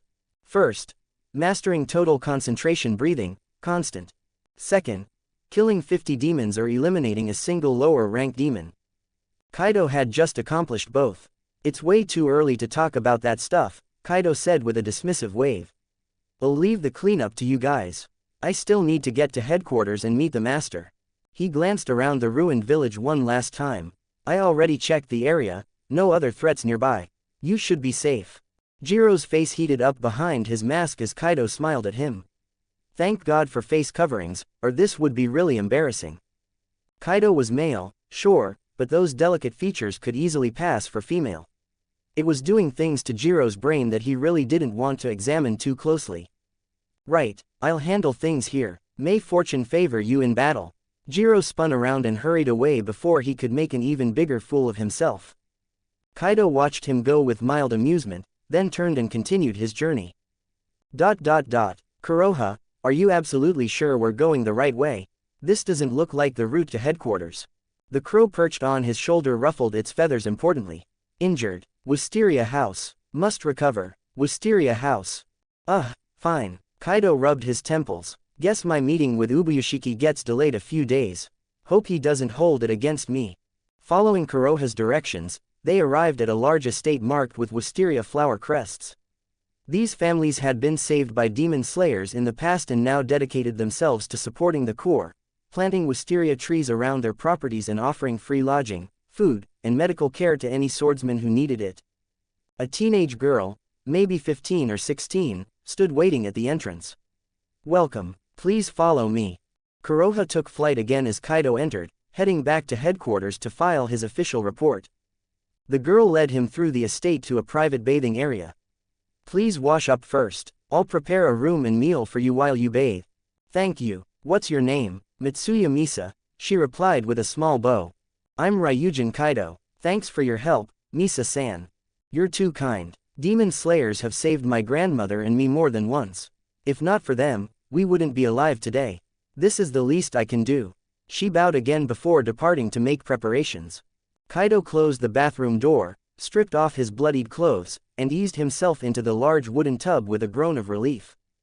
Perfect timing. He summoned the Enhanced Body Reinforcement Serum from his system inventory, studying the small vial of deep blue liquid. Let's see what this upgraded version can do. He downed it in one gulp. Fire exploded through his veins. His entire body felt like it had been dunked in molten lava, every cell screaming as the serum rewrote his physical structure at the molecular level. He bit down hard on his knuckles to keep from crying out, not wanting to alarm anyone outside. Good thing I didn't use this back in that village. Would have been awkward explaining why I was writhing on the ground like an idiot. The burning sensation intensified, then slowly began to fade. When it finally stopped, Kaidō noticed something interesting. All his injuries from the fight had completely healed. Not a scratch remained. Well, that's convenient, but also problematic. He frowned. How the hell am I supposed to explain having 0 injuries when Kuroha specifically reported I was hurt? Whatever, I'll make something up, not like it's a big deal. After about 15 minutes, the transformation completed. Kaidō flexed his fingers experimentally, feeling the difference immediately. His strength, speed, reflexes, everything had been amplified significantly. If I fought Kaminu again right now, I could probably one-shot him. Kaidō-sama, I've left clean clothes outside the door. Please let me know when you're finished bathing, and I'll show you to the dining area. Misa's voice carried through the door. Got it, thanks. After dinner, Misa guided him to his room. You'll be staying here tonight. My grandmother will bring a doctor to examine you shortly. I'll be right next door if you need anything. Oh, and I've had your clothes washed, they should be ready by noon tomorrow. I appreciate it. A short while later, an elderly woman with silver hair arrived with the doctor in tow. The examination was brief. No significant injuries detected. He appears to be suffering from exhaustion more than anything else. A good night's rest should restore him completely. Misa's grandmother saw the doctor out, leaving Kaidō alone with his thoughts. The next morning, Kaidō-sama, breakfast is ready. Coming. After eating, Kaidō headed to the rear courtyard to practice his sword forms. That's when Kuroha returned, landing on his shoulder with a proud flutter. Kuroha, where the hell have you been all night? Ka, reported to headquarters, announced lower rank kill. Big news. You what? Kaidō slapped his forehead. You told everyone at headquarters. He'd planned to keep the lower ranked kill quiet until his official meeting with the master. Now the whole corps probably knew. Which meant the Hashira knew. Which meant they'd want to meet him. Which meant dealing with personalities like the Wind Hashira, a man whose default setting was pissed off, and who only respected strength. Great, just great, Kaidō sighed. Well, I was going to have to face them eventually. Worst case scenario, I'll just have to fight and prove myself the hard way. Ding, new quest available. Oh, you've got to be kidding me. Quest.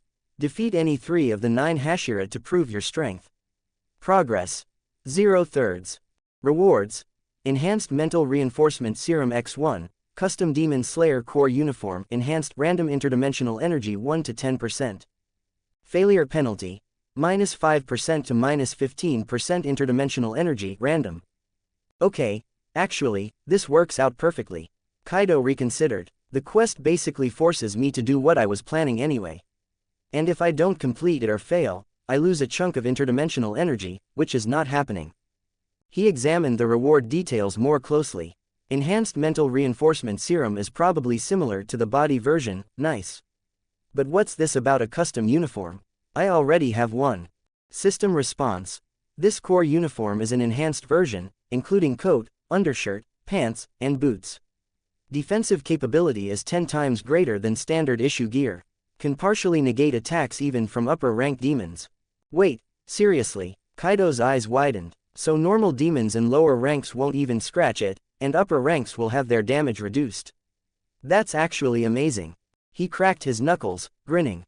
Alright then, time to beat up some Hashira. After lunch, Kaidō changed into his dried clothes, strapped his greatsword across his back, and prepared to depart. At the estate entrance, Misa's grandmother struck flint stones together in front of him, an old tradition meant to ward off evil and ensure safe travels. Thank you both for everything. Kaidō bowed respectfully, then waved goodbye as he started down the road. May fortune favor you in battle, Misa and her grandmother called after him, watching until his white hair disappeared from view. Chapter 12. The 9 Hashira gather. Keep the chapters coming, support with power stones. Less than greater than less than greater than less than greater than less than greater than less than greater than less than greater than less than greater than less than greater than. Following Kuroha's lead, Kaido spent another full day traveling before finally reaching Demon Slayer Corps headquarters. So this is it, he took in the sprawling compound with a low whistle. Pretty impressive setup, though I'm guessing this isn't the actual headquarters location, right? Seeing something in person really was different from watching it play out in an anime. Excuse me, are you Ryujin Kaido-sama? A Kikuchi member approached, bowing politely. I've been assigned to escort you to meet the master. That's me, thanks for the help. Not at all, please, this way. The Kikuchi led him to a horse-drawn carriage. What followed was the most convoluted journey Kaido had ever experienced, switching escorts multiple times, changing carriages at seemingly random intervals, doubling back on routes they'd already taken. After several hours of this deliberate misdirection, the Kikuchi finally spoke again. Kaido-sama, we've arrived. Finally, Kaido stretched as he climbed out of the carriage. Just like in the story, the Corps kept headquarters location obsessively secret, and the Ubuyashiki estate was even more hidden. Even the Kikuchi only knew fragments of the full route. No wonder Muzan could never find this place. A white-haired girl waited at the entrance. Kaido recognized her immediately, Kanata Ubuyashiki. Hello, I'm Ryujin Kaido, the master summoned me. Welcome, please follow me. Kanata's smile was polite but emotionless. She led him through the estate to a courtyard. Small stones covered the ground, with decorative rock formations and a miniature pond arranged throughout the space. Kaido recognized it instantly. This was where the Hashira had put Tanjiro on trial in the original timeline. Please wait here, the master and the Hashira will arrive shortly. Kanata bowed and departed. Got it, thanks. After a few minutes, someone entered through the courtyard gate. He had striking yellow and red hair, sharp eyebrows, and eyes that burned with intensity. A flame-patterned haori draped across his shoulders. Flame Hashira, Kyojuro Rengoku. Young man, so you're the swordsman the master mentioned, the one who defeated a lower-ranked demon single-handedly. Excellent, I have high expectations for you. Rengoku's voice boomed across the courtyard. Thank you, Rengoku-san. Meeting the real Kyojuro Rengoku made Kaido's heart pound with excitement. Another figure entered the courtyard, this one expressionless, features carefully neutral. Senpai, Water Hashira, Giyu Tomioka. Giyu was also Urokotaki's student, making him Kaido's senpai. The stoic young man wore a haori with two different patterns, the left side matching his deceased friend Sabito's clothing, the right side identical to his late sister Sudako's kimono. He was the type to say things like, I'm not like the rest of you, to the other Hashira, which made him sound incredibly arrogant. In reality, he just had zero social skills and didn't know how to express himself properly. When Shinobu had told him the other Hashira disliked him, he'd been genuinely surprised. How is Master Urokotaki doing? Giyu's tone was flat, but there was concern beneath it. Urokotaki had written to Giyu about his exceptional new student, asking Giyu to look after him at headquarters. The letter had included a description, so Giyu knew this white-haired young man was his junior. Master's doing well, you should visit him sometime. The next arrival was impossible to miss, everything about him screamed extravagance. Sound Hashira, Tengen Uzui. A former shinobi whose headband was studded with jewels, makeup painted elaborately around his eyes, fingernails lacquered in different colors. Despite the flashy appearance, his face was surprisingly handsome beneath all the decoration. His physique was massive, muscles so dense he could forcibly stop his own heartbeat to slow poison spread. His catchphrase was flamboyant, and he called himself the god of festivals. He put on an arrogant act, but underneath he was actually pretty easygoing, quick to laugh, with flamboyant punctuating nearly every sentence. So this is the swordsman the master mentioned. Joined the Corps less than a month ago and already killed a lower rank. What a flamboyant guy, Tengen laughed heartily. Uzui-san is pretty flamboyant himself. Truly worthy of being called the god of festivals. Kaido grinned back. Haha, I like you, how about becoming my flamboyant Suguko? Thanks for the offer, Uzui-san. I'll think about it. The next person to enter was female, and as she walked, her chest bounced with every step. Love Hashira, Mitsuri Kanroji. Large pale green eyes, perpetually flushed cheeks, and a small beauty mark below each eye. Her hair was styled in 3 long braids, sakura pink fading to lime green at the tips. She dyed it black for matchmaking meetings, but after eating 170 sakura mochi every day for 8 months straight, her hair had changed color permanently. She wore a white haori over her core uniform, which had been specially modified by the tailor Maeda Masao, an open-chested design with a short skirt that showed off her legs. Her green striped stockings were a gift from Snake Hashira Iguro Obanai, who was secretly in love with her. Cheerful and lively by nature, she blushed easily and tended to sweat when embarrassed. Wow, what an adorable child. Mitsuri's face immediately turned pink. Mitsuri Ne-san, Ne-san, she called me Ne-san. Ah, I want to hug her so badly. Mitsuri's internal excitement only made her blush deepen. This is the swordsman the master mentioned. Doesn't look like much to me. The voice came from above. Someone had appeared on a tree branch without anyone noticing. Heterochromatic eyes stared down, and a white snake coiled around his neck. Snake Hashira, Obanai Iguro. Born with mismatched eyes, right eye gold, left eye green, and bandages wrapped around the lower half of his face. His black hair hung like seaweed down to his shoulders. He wore a striped haori and kept a male white snake named Kaburamaru wrapped around his neck. Unlike Mitsuri's enormous appetite, Obanai could go 3 days without food or water. He seemed to harbor feelings for Mitsuri. He'd even given her those striped stockings as a gift. His speech was habitually sarcastic, but he genuinely cared about his comrades. Like Sanemi, he despised demons and didn't trust outsiders easily. He only fully opened up around the master and Mitsuri. His favorite food was kelp strips, his favorite animal was snakes, and his hobbies included senryu poetry, haiku, and watching people make candy sculptures. Kaidō smiled up at him but didn't respond. He knew Obanai's sharp tongue masked a warm heart. What's wrong? Kaburamaru is sensing fear from him. No, more like submission and dominance. Obanai's thoughts raced. The demon slayer mark and dragon breathing created a natural hierarchy, blood-based suppression that even animals could detect. Another woman entered, this one wearing a smile that looked painfully fake. Insect Hashira, Shinobu Kocho.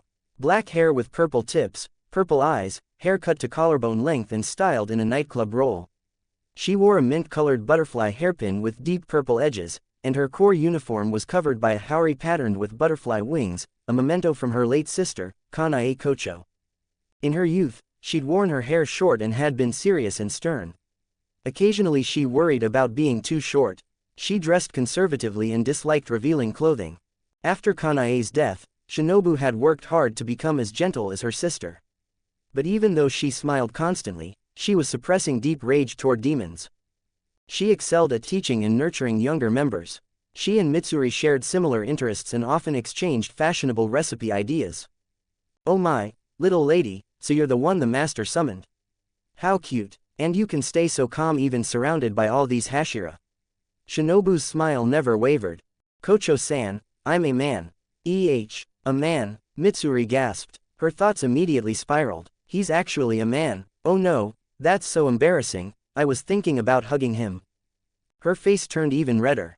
You called Mitsuri, Ne-san, but call me just, san. You're drawing some pretty clear lines there. Also, I don't think I ever told you my name. So how do you know all of ours? Shinobu's smile grew sharper, her eyes dangerous. Master Yurokotaki told me. Sorry, Master, I'm throwing you under the bus here, but I don't have a better excuse. Back on Mount Sagiri, Yurokotaki sneezed suddenly. Who's talking about me? Shinobu, Ne-san, could you maybe not stand quite so close? Shinobu's face was only a few centimeters from Kaidō's. He could smell the wisteria fragrance on her. Ah, that's more like it. She finally stepped back, satisfied. 3 more people entered, one of them towering over the others at well over 2 meters tall. Stone Hashira, Gyome Himahima. The corp's eldest member, a monk-styled giant who constantly wept. An extremely long scar crossed his forehead, and both eyes were completely blind. He wore a brown kesa over his core uniform, emblazoned with, Namu Amida Butsu. He was the strongest fighter in the entire Demon Slayer Corps. Just swinging his prayer beads could shake everyone around him, though his Suguko Genya Shinazugawa had noted he wasn't great at teaching. Gentle and calm by nature, he was always crying while chanting sutras, ending most sentences with, Namu Amida Butsu. He showed compassion to everyone but held absolute hatred for demons. His traumatic past had made him unable to trust children, but Tanjiro Kamado would later help him overcome that. Wind Hashira, Sanemi Shinazugawa. White spiky hair, 3 long scars across his face, and countless other scars covering his body. He wore a white haori with the kanji for kill emblazoned on it, and usually left his uniform open to display his muscular torso. Together, it represented his mentality: kill every single demon. Volatile temperament. When agitated, his eyes would fill with bloodshot veins. He harbored superhuman hatred toward demons. His treatment of his younger brother Genya seemed brutal, but it was actually protective. He wanted Genya to quit the corps so he wouldn't get hurt. Missed Hashira, Muichiro Tokido. A black-haired boy with an expressionless face, a prodigy who'd become a Hashira just 2 months after picking up a sword. He was constantly spacing out and quickly forgot anything he deemed unimportant. He deeply respected Master Ubuyashiki and would punish anyone who showed the master disrespect. According to upper rank 1 Kokushibo, Muichiro was his descendant, a member of the Sugikuni bloodline. Amnesia had left him emotionally stunted, silent, cold, and distant. Later, with Tanjiro's help, he'd recover his memories and gradually become more cheerful and friendly. His hobbies were paper cutting and origami. His favorite food was simmered radish with sauce. Now all 9 Hashira had gathered. Oi, oi, oi, this guy killed a lower rank. Doesn't look like much. Can someone that scrawny even swing a weapon, let alone kill a demon? Tsunemi's tone dripped with contempt. Ah, it seems the corps will soon gain another powerful member. How joyous. Namu Amida Butsu. Guillaume pressed his palms together, tears streaming down his face. What was your name again? Whatever, I'll forget it in a minute anyway. Muichiro spoke flatly, then tilted his head to stare at the sky. What shape is that cloud? At that moment, 2 young girls' voices rang out in unison. The master has arrived. Chapter 13. Fighting 3 Hashira. I am the Dragon Hashira.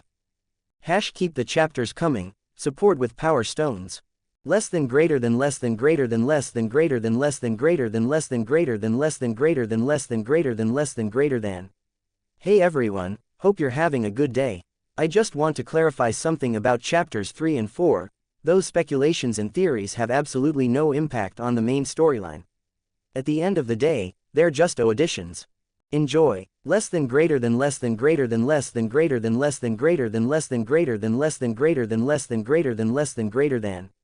The master has arrived. A young man emerged, supported by the 2 white-haired girls.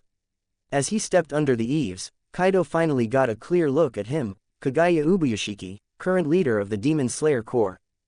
The master whom all the Hashira served had severe facial disfigurement above the cheekbones, and both eyes were blind.